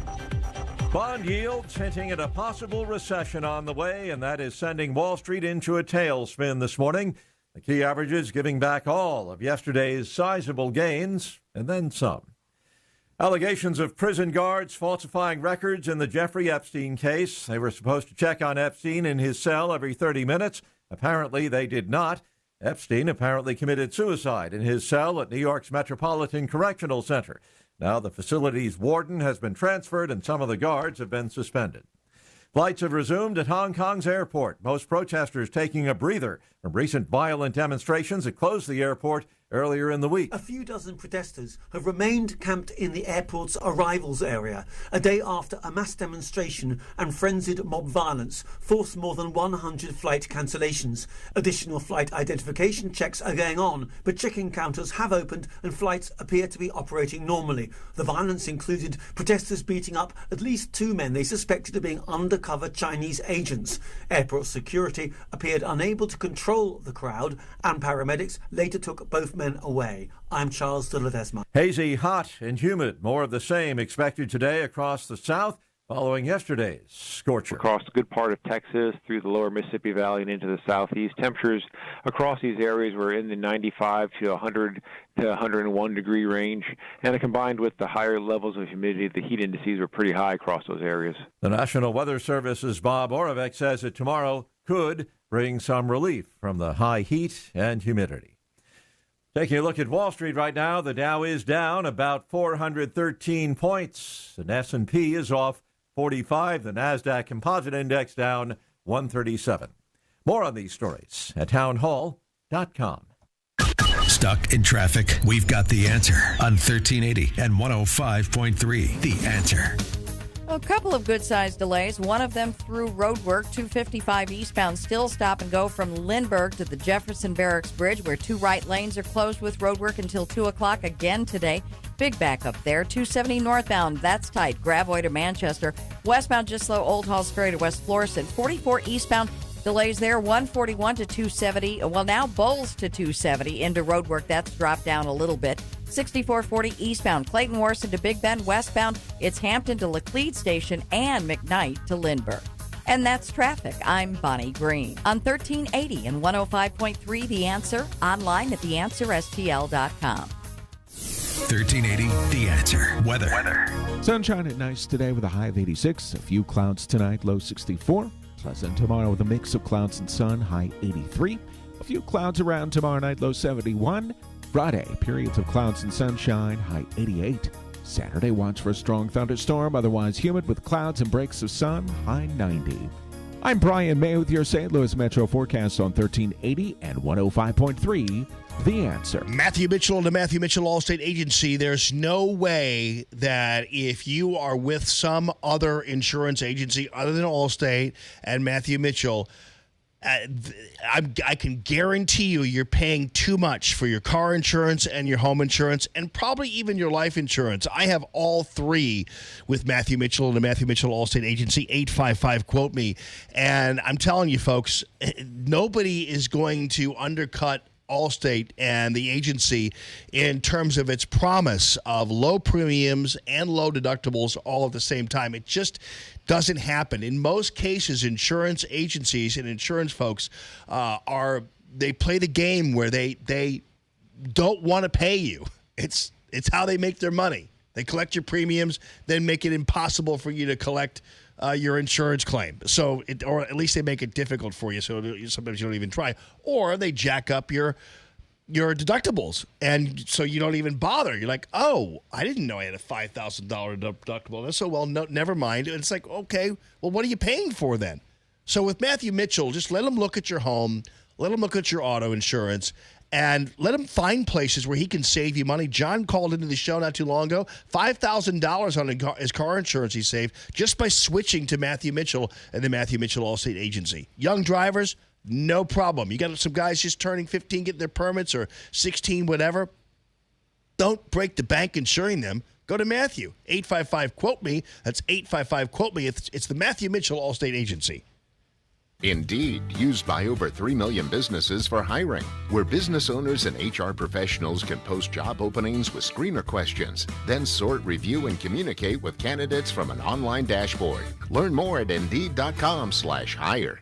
Hi, I'm Stephen Lynch, General Sales Manager at Suntrop Volvo Cars West County. If you've been looking to buy a Volvo, don't wait any longer. The 2020 models are rolling in, and we need to move out the 2019s. While they last, save up to $13,400 off MSRP on the 7-passenger 2019 XC90. Save up to $9,100 off MSRP on the 2019 XC60 and $7,600 off MSRP on the luxury sedan, the 2019 S60. Hurry into Suntrip Volvo Cars West County today and choose from over 200 Volvos, and while the 2019s last, save up to $13,400 off MSRP. Or check them out online at wcvolvocars.com. At Suntrip Volvo Cars West County, we always provide the superior service you have come to expect. Suntrip Volvo Cars West County on Manchester Road, 4 miles west of 270, or online at wcvolvocars.com. Go to wcvolvocars.com/specials for details. Expires 9/3/19.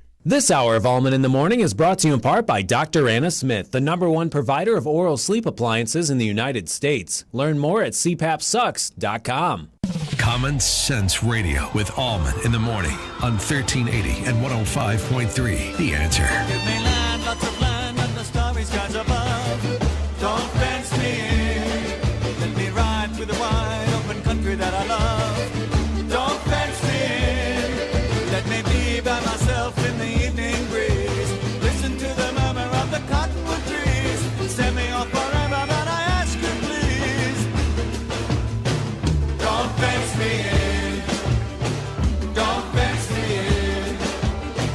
Just turn me loose. Let me straddle my old saddle underneath the western skies. On my cayuse, let me wander over yonder till I see the mountains rise. I want to ride to the ridge where the west commences. Gaze at the moon until I lose my senses. I can't look at hovels and I can't step fences. Don't fence me in. So now Don't fence me in. we've got the CNN campaign to try to claim that Breitbart and Fox News and Sinclair are all sowing the seeds of terror. You heard from the former FBI guy who is calling Trump supporters just like terrorists and Trump just like a terrorist leader. And what they're doing is they're ginning up violence. And at the same time, CNN has supported and even encouraged, documented Antifa violence. So the Antifa has been known by CNN to be a good cause. Antifa's punches are more equal morally than others. Antifa's fighting fire with fire. Antifa harassing Ted Cruz and his wife at a restaurant is what he signed up for. That's according to the CNN people. CNN was the same people who falsely identified George Zimmerman as white, even though Zimmerman is not white. Jake Tapper covered Ferguson and called it and was completely anti-police in his statements. They called for rioting in Baltimore, basically. There's example after example here. Chris Cuomo was part of that whole thing where they tried to turn residents of Baltimore onto police. And Cuomo's been a big part of all that. Brooke Baldwin even suggested that the Baltimore Police Department was staffed with unstable war veterans. I mean, there's tape after tape after tape of this. And now Beto O'Rourke is claiming that these organizations are terrorist organizations, these news organizations, who are daring to report this kind of thing. So they're basically trying to encourage violence. Now, this is why, for instance, you know, I respect Sean Hannity, but enough of the Chris Cuomo's a nice guy stuff. And I realize Sean is trying to get people off his back, but it doesn't help to suck up to bad people, Sean. It just doesn't. And so, if you're going to sit there and heap all kinds of praise on Chris Cuomo, you're wrong, and you're playing to the wrong field. And I get it that Cuomo was accosted by this idiot when Cuomo was with his family. I get it.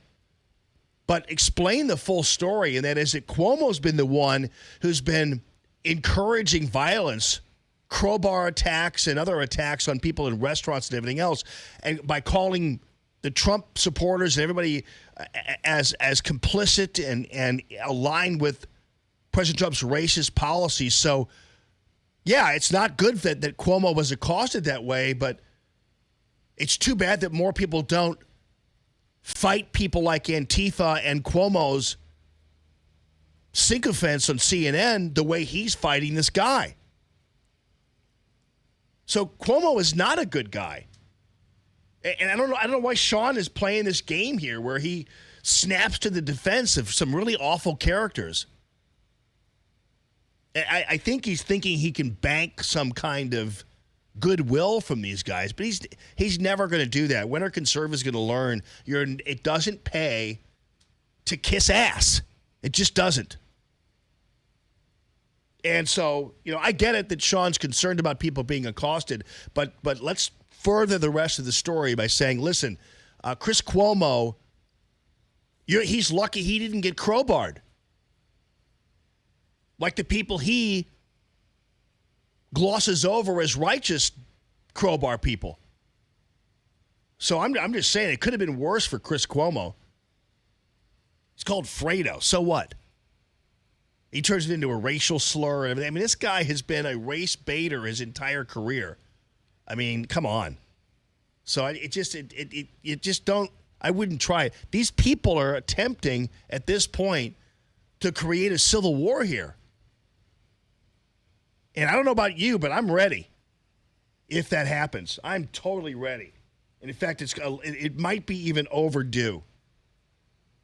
Because one way or another, I mean, we all like to settle things by an election, and one way or another, we need to settle this thing once and for all. Somebody needs to be straightened out. So that's what we need to do. Because we keep on letting this stuff happen and letting these people get away with what they're saying without calling them out. We have nobody but these news organizations like Breitbart and others. And Fox News I don't know why they're included here, because they haven't done enough, to tell you the truth. Helena is on line 1. What's up, Helena? How you doing? I'm doing fine. How about you, Jamie? I'm fine, thank you. I have 3 questions that I have to ask you. My first question is about Chris Cuomo. I think he doesn't have any sense of humor. The left has no sense of humor because the gentleman asked him politely, and he took offense, and he forgot where he was. His daughter was there, and he behaved like a street hoodlum. And he's supposed to be highly educated and respected gentleman. That's one. The other one is about the gentleman who was killed, the sexual predator. Well, the first time I heard that when he was in prison, they said he was attacked. Now they say that he committed suicide. And I don't think so, because I thought he had enough. I think he had enough money that like the first case, he got away with it, and he thought he could buy his second way out too, because there were too many prominent people that didn't want him to testify. And the other one is about the shooter in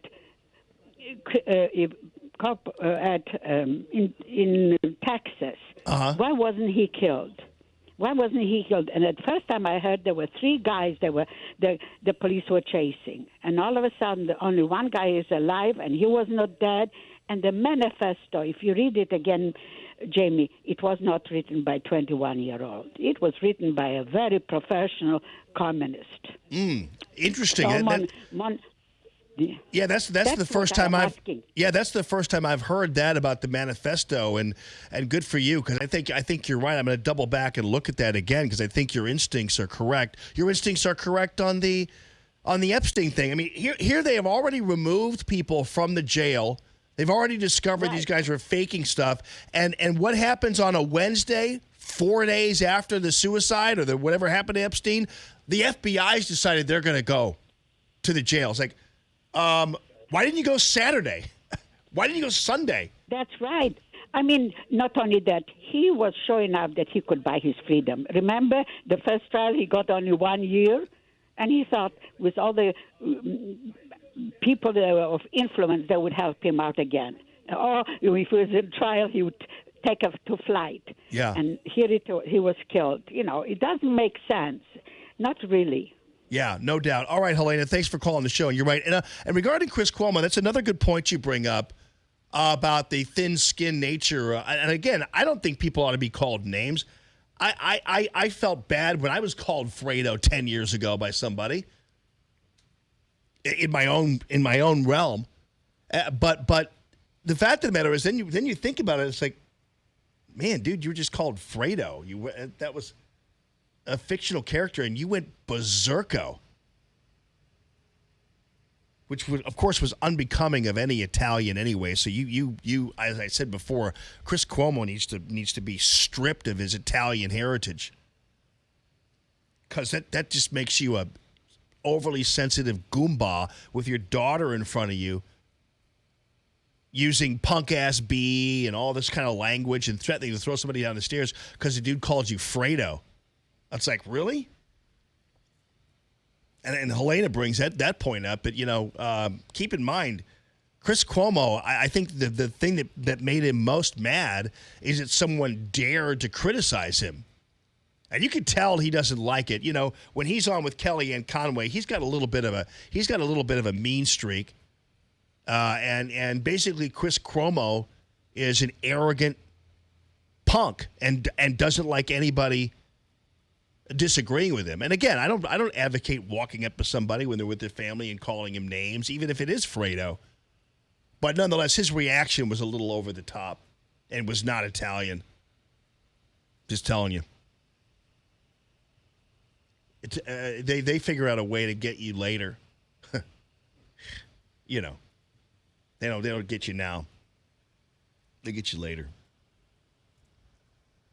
I like this. I'm glad to see this story, and I think it's important for you to know too, because a lot of us, in the wake of the shooting, some of us, and I would include myself in there, had questions about the whole universal background check thing, and we noticed that between Lindsey Graham and Senator Toomey and Blumenthal and Manchin, this bipartisan group suddenly kind of got a little bipartisan gun control addiction going on. And universal background checks is one of the things like, oh, yeah, for sure. This is easy. Universal background checks. Yeah, we can pull this off. This is a no-brainer. Then fortunately, we learn from R. Hawkins, who was a great writer over at Breitbart. Fortunately, we learned that because I was myself like going, okay, so I don't know, universal background checks with this. What's the issue here? Well, now here I know what the issue is. And sorry if I'm just getting what the issue is and you already knew. Background checks are unenforceable without a gun registry. So if you have a universal background checks, it means that it presumes that the government knows about every gun sale everywhere, anytime. That's the only way to do a universal background check, is if the government knows the universality of gun purchases and gun sales. It's the very meaning, and this guy points this out expertly, it's the very meaning of the universal system, that all sales are covered by one background check. And the only way you can do that is by registering guns. Only way. So you saw this play out in California. Universal background checks adopted in the early 90s. And the state now has firearm registration requirements and a confiscation law as well. California also has a 10-day waiting period on gun purchases and a requirement that would-be gun buyers first get a gun safety certificate from the state. A 1 handgun a month purchase limit, a minimum firearm purchase age of 21, a ban on campus carry, gun controls on ammunition sales, and more. I didn't even know that about. I didn't know California was that oppressive. So once gun controllers, says Mr. Hawkins here, and that's a good, and this is a good point. Once they secure universal background checks, they will never stop. They will not stop there. They will not stop pursuing other elements of your access to guns. Your phone calls are welcome, 844-855-1380. The calltammy.com real estate listener line. More Allman in the Morning coming up on 1380 and 105.3. The Answer. The following statements have not been evaluated by the FDA. Amberen trials tested mild to moderate symptoms. Testimonial is based on 90 days of use. Results may vary. IRI US MULO, 52 weeks by UPC. Hi, I'm Mary Lou Retton, and I want to talk to you about something I haven't liked to talk about until now, my menopause. All my life, I've had energy to win gold in '84. But when menopause hit me, with the hot flashes and the night sweats, I began to feel sluggish every day. That all changed when I discovered Amberen. Amberen safely relieves 12 menopause symptoms by helping to restore your hormonal balance. Amberen is 100% drug-free, estrogen-free, and clinically tested. Amberen is America's #1 menopause relief supplement. Thanks to Amberen, my fear of hot flashes is gone. My sheets aren't soaked every night, and my energy is back. Give Amberen a try and see what it can do for you. It works. It really works. Hurry to your Walmart, Walgreens, Target, and other fine retailers nationwide and get Amberen today. Let's face it, things happen in our daily life that may get us off track. Tooth pain and aches can happen when we least expect them. Get back on track with a visit to Dr. Anna Smith of Dentistry with TLC. Dr. Anna prides herself on helping patients when it's convenient for them, even during lunch hours, and always providing a judgment-free office. Dr. Anna Smith with Dentistry with TLC is here to help. Need a root canal? Dr. Anna can perform the procedure in about 10 minutes and get you back on the road. Have sleep apnea? While you're there, talk to Dr. Anna about an oral appliance to help you get a better night's sleep and feel well rested the next day. Dr. Anna Smith with Dentistry with TLC, located in Godfrey, Illinois. Call today at 618-466-0733. That's 618-466-0733. Or visit dentistrywithtlc.com to learn the TLC difference. That's dentistrywithtlc.com.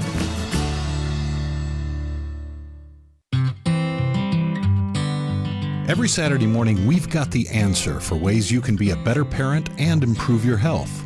At 10 a.m., Gia Valenti will teach you practical ways to teach your kids how to put the smartphone down and engage with others in a tech-crazed world. You'll learn fun and strategic ways to get kids talking more and typing less. Parenting these days takes moxie, so listen to Moxie Minutes with Gia this Saturday at 10 a.m. And then at 11, we'll explore the latest health news and trends in wellness on Back to Wellness with Dr. Jim Hankinson. You'll learn about diabetes prevention and care, weight loss, nutrition, pain management, and much more. This Saturday at 11 a.m. You've got questions, and we've got answers for your kids and health. Every Saturday morning starting at 10 a.m. on 1380 and 105.3 The Answer.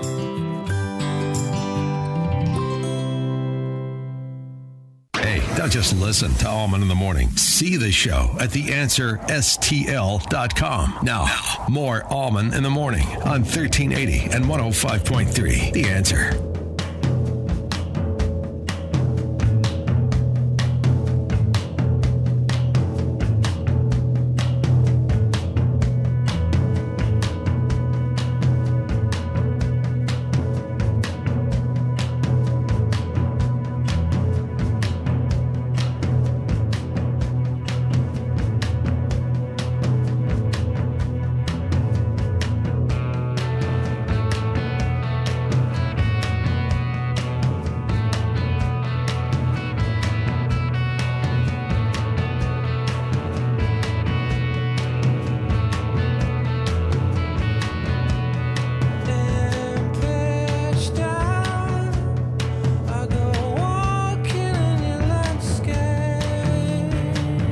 Good morning, everybody. Happy Wednesday to all of you. And,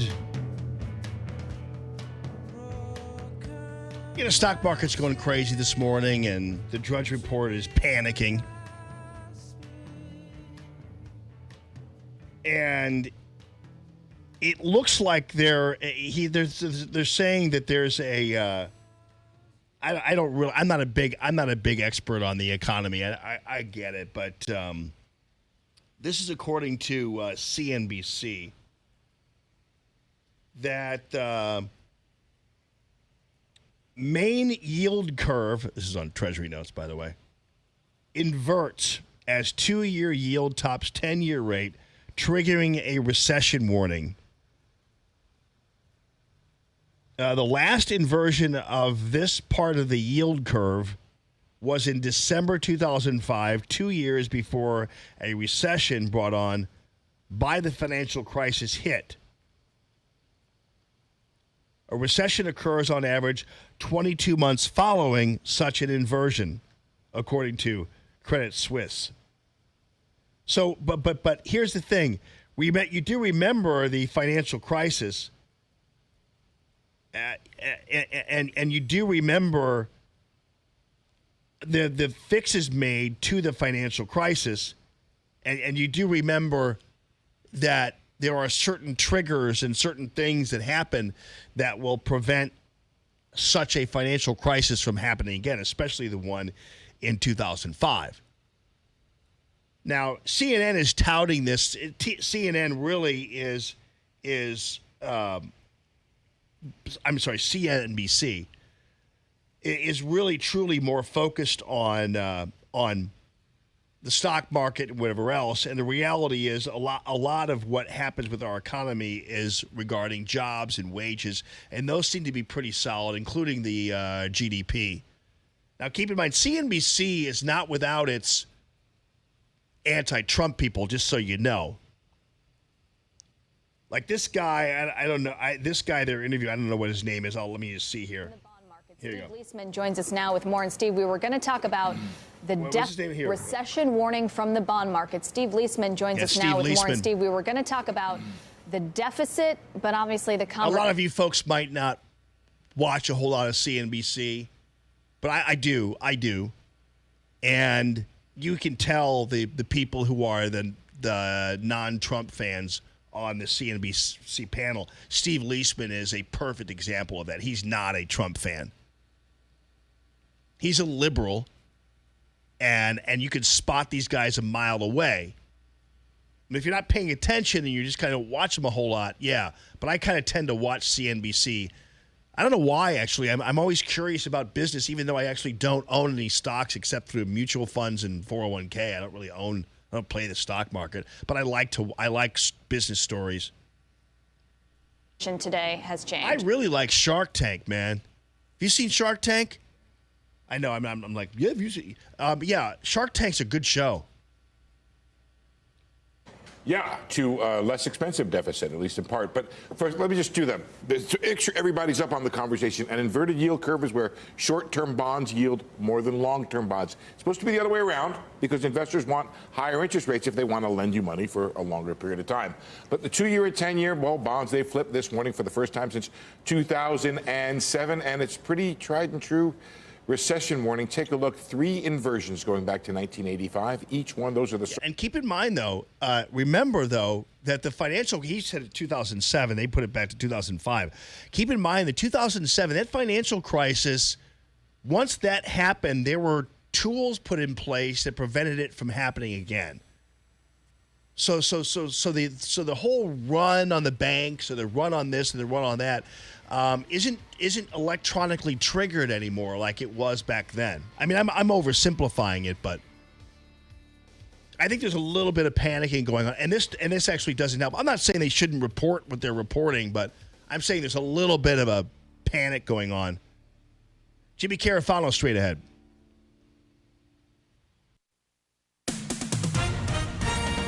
With SRN News, I'm Rich Thomason in Washington. Unrest has reignited in Hong Kong. Protesters are once again facing off with police. The latest action, though, shifting away from the airport and back to the streets of the city. Bond yields are sounding an alarm, hinting at a possible recession.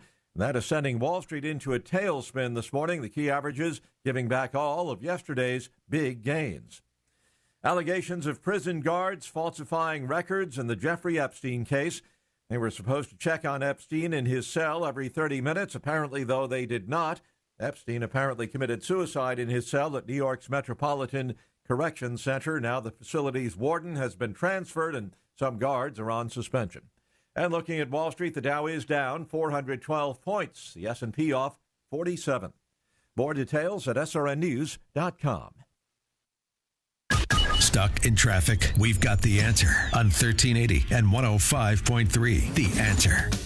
We've got problems on 6440 westbound. Your stop and go from Van Deventer to Hanley Road South, where a right shoulder is blocked with a crash. A huge delay there. We can see the accident from the jam cam at Hanley. 170 southbound, just a little tight. Forest Park Parkway to 6440. 270 northbound, still kind of slow there. Gravois to Manchester. We've got delays on 6440 eastbound, Clayton Warson to Big Bend. And 255 eastbound, 2 right lanes still closed on the Jefferson Barracks Bridge. That's until 2 o'clock again today. That back up to Telegraph. That's traffic. I'm Bonnie Green. On 1380 and 105.3 The Answer, online at theanswerstl.com. 1380 The Answer. Weather. Sunshine at nights today with a high of 86. A few clouds tonight, low 64. Pleasant tomorrow with a mix of clouds and sun, high 83. A few clouds around tomorrow night, low 71. Friday, periods of clouds and sunshine, high 88. Saturday, watch for a strong thunderstorm, otherwise humid with clouds and breaks of sun, high 90. I'm Brian May with your St. Louis Metro forecast on 1380 and 105.3 The Answer. Dennis Prager is on a mission. Liberals tell the truth, liberals lie. Conservatives tell the truth, conservatives lie. But the left always lies. Because truth is not a left-wing value, so it doesn't bother their conscience. This, I'll call it a crusade. This crusade to expose the left's lie about Charlottesville is deep in my conscience. The Dennis Prager Show. Weekday mornings at 11 on 1380 and 105.3. The Answer. News, opinion, insight. Hey guys, find out how you can have Sprint cover your switching fees. It's their way of giving you a clean slate. Get a network build for unlimited and a great price at Sprint. Visit your local Sprint store, sprint.com, or call 800-SPRINT-1 to learn how you can switch to Sprint today. Restrictions apply. Mayhem is everywhere. I'm a hailstorm. I love sculpting ice almost as much as I like throwing it. After all, what's the point in making ice if you can't chuck it at stuff? Today, I prepared some beautiful golf balls and nickels, and I'm super pumped to serve them up. Thanks for parking outside. It gives me a target. Ah, nice and denty. And if you have cut rate insurance, your car might just stay like this. So get Allstate, where agents help keep you protected from mayhem. Like me. Greetings, St. Louis. This is Matthew Mitchell of the Matthew Mitchell Allstate Agency. Put the power of Allstate to work for you as America's largest and strongest insurance company. You can email me at matthewmitchell@allstate.com, or you can call my agents at 855-QUOTE-ME. Again, the number to call is 855-QUOTE-ME. Bundle and save up to 30% with an Allstate agent. Are you in good hands? This hour of Allman in the Morning is brought to you in part by Dr. Anna Smith. Come see what your smile can be at Dentistry with TLC. Listen to Allman in the Morning with Alexa. Wake up and say, Alexa, play The Answer St. Louis. Now, back to Allman in the Morning on 1380 and 105.3. The Answer. Yes, good morning, everybody. Happy Wednesday to all of you. And we've got so much to talk about, including President Trump's epic takedown of Scaramucci. But of priority tasks right now, we have to talk about Hong Kong. And for that, we have to go to Jimmy Carafano with the Heritage Foundation. And, of course, I have not talked to Jimmy before the show. I do not know what his opinion is about what is happening over there or the administration's reaction.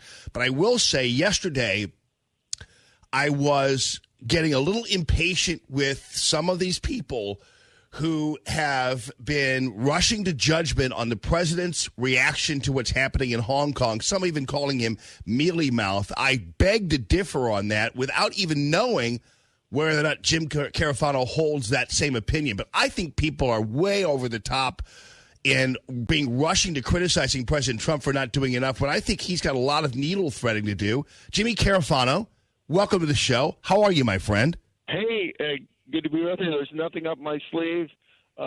We haven't talked. We're not sending signals. So, yeah, all unrehearsed right here live. Yes, for sure. So did you get the same sense that I did, or do you believe that he's not doing enough? So I did a piece yesterday in Fox News on Hong Kong. Kind of lays out where we are. I mean, look, the U.S. has very limited capacity to do anything here. I mean, one of my favorite presidents was Dwight Eisenhower. I think one of the most effective presidents in American history. When the Hungarian Revolution happened in 1956, the United States kind of stood there and waited from the sidelines. We don't really have a role to play here. And I think the president downplaying it, the president tweets what the president tweets, but U.S. policy is very clear. We support the people of Hong Kong. We support their democracy. And there's not much else that we can do about that. I mean, if the Chinese do intervene, we can sanction individuals. We can call off the trade talks. We can do a number of measures. And I think quietly the United States has probably told all this to the Chinese. But I have to tell you, there's an argument to be made that an intervention from Beijing is not likely. On the one hand, look, this is mostly hurting Hong Kong. It's bad for business. People look disruptive and anything else. China would prefer that the business in Hong Kong shift to mainland cities, which are more under Chinese control. So I don't think they really care much. The Hong Kong police are perfectly capable of handling this, and so the likelihood of a Chinese intervention is, for them, it really doesn't make a whole lot of sense to do that. Yeah, and I guess I would even argue that the president standing up to Beijing and dealing with Beijing the way he has, which has been historically tougher than any other president, it seems to me that actually, contrary to people saying he's too sideliney about it, I think if it weren't for President Trump, I'm not quite sure we would see this kind of outburst and uprising and comfort among the Hong Kong people to actually make a play. I maybe I'm stretching that a little bit, but that's my sense of it.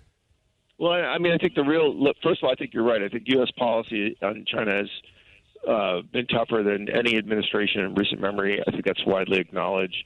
The other thing is, I think the big thing here is I think there's a lesson learned for the world. The Chinese, when Hong Kong went back from Britain to China, there was an agreement of one country, two systems. The Chinese are systematically undermining that. They lie, they cheat, they steal, they bribe, they intimidate their way to the top. And it's just an object lesson for the world that the Chinese do not uphold their obligations. They're not an honorable people. And Beijing has only one interest, which is the future of Beijing. I mean, I think the one thing you could literally most accuse the Beijing government for is really caring nothing about the people of Hong Kong, not constructively working in any way to resolve the crisis or make things better for the people of Hong Kong. They're happy to actually see this kind of fester. So, I mean, it just shows you how really feckless, unreliable, and really objectionable the government in Beijing is. And I think that's just the reality of dealing with foreign policy in the world today. Yes, and I know you don't do politics, but let's just put it this way. There was the invariable comparison to President Obama and his lack of support, if you want to call it that, of the Green Revolution, and that, Obama was attacked for that, and Trump ought to be attacked for this. And I'm thinking, wait a minute, because Obama, it seemed, and I might be stretching this a little bit, but it seemed like he was wanting to cut this deal that I don't think a lot of us like a whole lot. And so he was trying to get what he wanted out of Iran and may have stood by to get that. But I'm not quite sure the ends that Obama was looking for in Iran can be equal to the ends that President Trump is looking for in China. No, I don't think Obama's ends are better. Yeah, no, I think that's a fair assessment. The other thing is I think the Green Revolution had a chance. I mean, the people actually interested in changing their government, and I do think that we were at a tipping point and we tipped the other way. I don't think that's the situation in Hong Kong. There's absolutely, first of all, Hong Kong doesn't want to break away from China. That's not what this is about. This is about the independence of what was promised under the Basic Law, and really the fecklessness of the Hong Kong administrator for really kind of doing Beijing's bidding and not being responsible to people of Hong Kong. So they're not looking to break away from China. So I don't think the situations are quite comparable. Again, could we? I mean, lots of people, including the president, said, we support the people of Hong Kong. I think the government's been pretty strong on this, but look, it's not going to make much of a difference. Yeah, I'm glad you mentioned the Hong Kong administrator, because, I don't think a lot of people want to admit, and I have to admit this myself, a lot of us really don't understand the Hong Kong thing. Like, we don't really know, what are they? And we're too afraid to ask because we don't want to come across as being stupid. And so we don't really understand the dynamic between Hong Kong and China. But technically, it is a territory, correct? Thus, the administrator. That's right. It is part of China, but as part of the agreement, when the British returned, because the British had sovereignty over Hong Kong, so literally, Hong Kong was part of the British Empire. Under the agreement with the Chinese, sovereignty was transferred back to the Chinese government. So Hong Kong is a legitimate part of China. Nobody disputes that. Part of the agreement was there was a legal and economic system that was set up in Hong Kong, which was different than the mainland China. It wasn't under the Communist Party. And the agreement was that system would be left alone. What the Chinese have increasingly done is infiltrate and impose on that system. So pretty much they dictate who gets elected, who can run for office, and what the bone of contention was is they wanted to pass a law which essentially would have allowed people to be extradited to China. So everybody knows the Chinese legal system is completely corrupt and unfair. And more importantly, what people in Hong Kong feared was that would just be a get-out-of-jail-free card for essentially the Chinese to take any democracy advocate or protester or journalist that they don't like and just drag them to mainland, throw them in jail, essentially eliminating all freedom of expression in Hong Kong. And that's what they were protesting against. And the administrator was the one that put that law forward, and essentially they were protesting against her. Yeah, I got you. So I guess have you been to Hong Kong? Do you go there a lot? Yeah, a number of times. Yeah, I get some Hong Kong dollars if you want them. Oh, you do? I would like those. I do collect coins, Really? I'll send them to you. I do. I don't think I'm going back anytime soon. I've been there. I mean, the reality is Hong Kong is not, the goose that laid the golden eggs that it used to be. I mean, it was an incredibly important port and financial center. The centrality of Hong Kong as a port in that port of Asia has really been surpassed by mainland Chinese ports, and there's other competition for Hong Kong as a financial center. So it is. There are other places in China which are way richer than Hong Kong now. So the Chinese really don't care about the people of Hong Kong. It's just not that important to them. It's just important that Hong Kong remains part of China. Yeah, and that the airports stay open for a number of reasons. That'd be nice. Yeah. Well, I thought even just because of its value to the whole world commerce, I would think would be. It's like the busiest airport in the world, isn't it? That is something that is still very important. It is a really important international hub. So I'm sure it really screwed up kind of air travel throughout Asia. But even that is, changed a bit. People have options that 10, 15 years ago they didn't have. So it's probably not the end of the world. But the reality is one country, two systems is a lie. If you're in Taiwan, you look at the Hong Kong thing and there's no way that we want to, come under the control of the mainland because we know exactly what's going to happen to us. And if you're other countries that are dealing with China, you just know that they lie, they steal, they cheat, they do whatever they can to advance their own power. And when you do a deal with Chinese, you're essentially doing a deal with the devil. So, on the one hand, I don't buy the argument that, the president's going soft on Hong Kong because he's trying to do a trade deal with China. I think the administration has been very good about keeping all of its competition with China on their own track. And honestly, I think the trade deal's going nowhere anyway. Yeah, all right. Well, we'll talk about that maybe next week. We'll have more info on it because I know you are on a short leash here, and we appreciate you waking up with us this morning, Jimmy.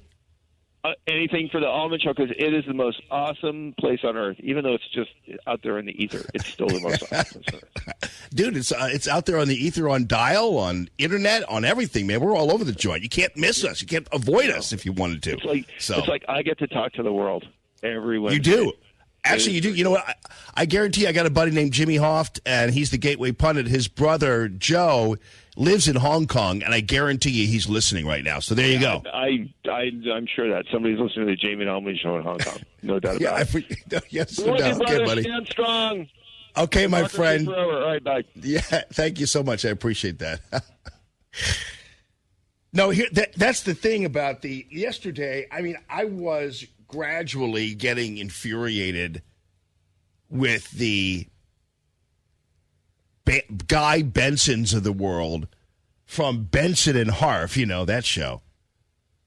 Guy Benson, the former Never Trumper, who's now managed to worm his way back onto Dana Perina's show.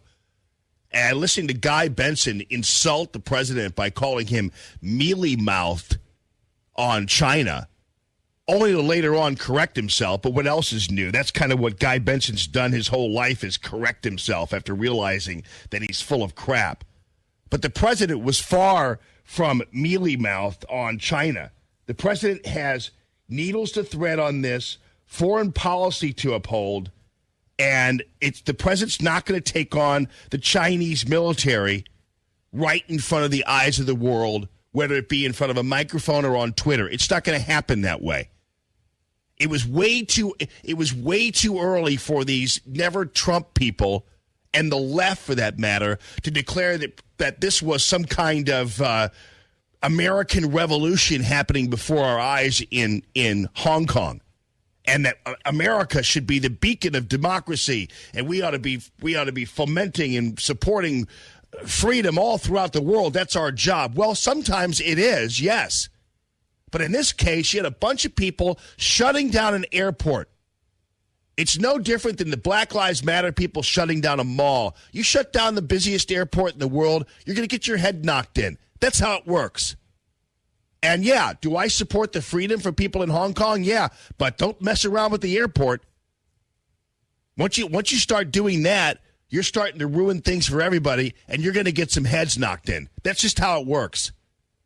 And so the president has been fine on the matter, but I don't know why people always reflexively, I mean, not people, but these people, that the usual suspects, will reflexively take the side of anybody who is on the other side of President Trump. It doesn't matter what happens. I read article after article about, President Trump's not doing this, and he's sitting back, and he's watching it. It's like baloney. This is early in the game. And what we're seeing right now is a bunch of people who are doing what they shouldn't be doing, which is shutting down an airport, and they're going to get whacked for it. And Hong Kong will have to navigate its own future regarding freedom or whatever else. But contrary to all this, my position remains that if it weren't for President Trump standing up to Beijing, we wouldn't see people in Hong Kong doing it. That's my view of it. You didn't see any of this stuff happening in Hong Kong before President Trump, did you? No, you didn't. So if anything, President Trump has given the people of Hong Kong the gift of confidence. Far from being mealy-mouthed, Guy Benson. Just telling you. Don't mean to get all hot and bothered about it, but I am. Good morning, this buddy. More Allman in the Morning coming up on 1380 and 105.3. The Answer. I'm Gia Valenti, and I personally invite you to tune into my show, Moxie Minutes with Gia, Saturday mornings at 10 to learn about all things parenting. Moxie Minutes with Gia is the closest you'll get to that manual that doesn't come with your kids. Parenting experts will join me to discuss sleep habits, homework, mental health, and so much more. Submit your questions on Facebook at the Learn with Moxie Facebook page, and tune in to Moxie Minutes with Gia every Saturday morning at 10. Brought to you by Gold Shield Security, real police officers who are there when you need them. KXFN, St. Louis, K287BY, St. Louis. So you're getting ready to sell your house. You want it to look its best. You've gone through your checklist, almost ready, but wait. Does your home have curb appeal? If you're unsure, you should contact Michael Proctor of Proctor Drapery about shutters for your front-facing windows. Shutters have curb appeal, and they can go in any home. Shutters can change the whole look of the home. Give your home that curb appeal it needs by putting shutters in your front window. Blinds and shades do not make the same statement. Shutters are the new look for today. Michael Proctor specializes in Norman shutters. Have you seen the new modern look? Modern shutters have a wider louver and invisible style. So, whether it's traditional or modern, choose shutters for the new look today. Why wait? Schedule your in-home consultation with his mobile design unit. The one-on-one appointment will ensure the look is exactly what you need for your home. Contact Michael at proctordrapery.com. It's Proctor spelled like doctor. Hey, Allman here for ThrottleNet. You know, summertime, you might see the sign, hey, gone fishing. Well, you know what? Fishing, as in P-H-I-S-I-N-G, is happening every single day. And I want you to know, ThrottleNet is there to make sure your business is protected against ransomware attacks as well. Do you know that you're susceptible? It doesn't matter what kind of information you're dealing with. Anybody can be a victim of ransomware. ThrottleNet, they're the white hats. They go in, pretend they're the black hats, poke your system, but instead of exploiting it, they fill the holes. It's ThrottleNet.com. Never paint again. This is Darren, owner of Rhino Shield. Want to eliminate painting your home, business, or church? Call the experts at Rhino Shield. Rhino Shield is a revolutionary ceramic wall coating to regular paint and vinyl. Perfect for aluminum, steel, unpainted brick, block, stucco, ephes, drive-it, cement board, and wood sidings. Rhino Shield eliminates wasting time and money painting year after year. Our ceramic coating deflects 90% of the sun's UV rays and 100% of the moisture. Our clients want affordable protection with the elimination of maintenance. Rhino Shield protects your biggest investment while maintaining your architectural features and gives you the curb appeal you deserve. Make your home great again by working with the Rhino Shield experts. A+ rated with the BBB. Call 877-25-RHINO, 877-25-RHINO, or 877-25rhino.com. See what we did there? Genius. Tell them, ladies. Go Rhino Shield. Never paint your house again. Rhino Shield. The Dana Show, this afternoon at 1. Now, more Allman in the Morning on 1380 and 105.3. The Answer.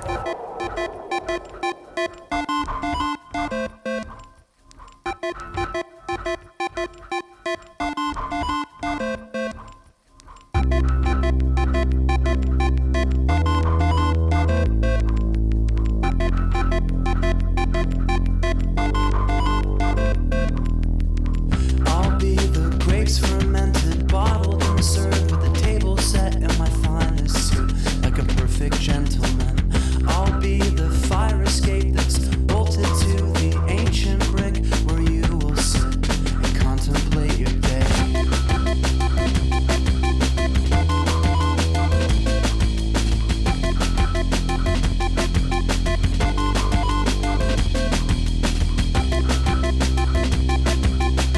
You know, Jesse would have to think that this is pretty good drumming, right?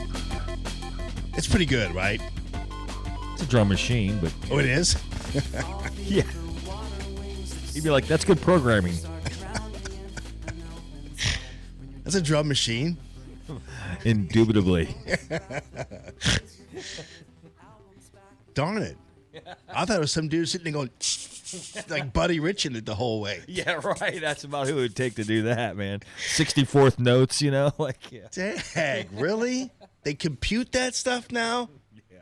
Aw. Yeah. Let me hear that again real quickly.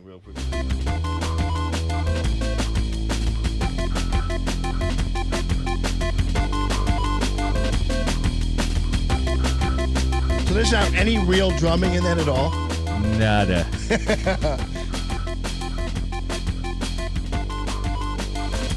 Well, somebody had to program it. Yeah. Wow. It's a little different. Well, let me ask you this then. How do they get that sound? Yeah, that's just the engineers doing that, mixing it to make it sound good. But I just found out some horrible news recently that the song Photograph by Def Leppard, which is one of the greatest songs ever of that era, I believe, is also a drum machine. And that's before he lost his arm and all that stuff. So everything but the cymbals is a Fairlight drum machine, which crushed me for weeks. when I found out. What do you mean, ever since he lost his arm? Well, the drummer for Def Leppard lost his arm in a car crash Oh, no. a couple of years later, but Photograph was off their early album, and I thought it was him, but it's a Fairlight drum machine, which is the drum machine of the era, the greatest drum machine ever probably, but took massive amounts of programming to program a drum machine back then. Now you can do it in your bedroom in your underwear pretty much, which is what those guys probably did with that song. But it's a drum machine on Photograph, so if anybody wants to cry about that with me, that's how I'm upset. I can't even believe that. I think that I can't imagine anything more unfortunate than a drummer not having an arm. Yeah, he was in a car race with some guy. I don't think they ever found the guy he was in the car race with, either in the nighttime car race or something. Yeah, that's not of all things to lose. Yeah, would not be good. No. We were watching, because they now I don't know why they still have sandals. Usually they do the Sandals Resort ads like in February or January. So maybe people are thinking about it because they know summer's over. People are thinking about going away, and we were watching the Sandals Resort commercial, and it's like the subtext is a reassurance there are no black people.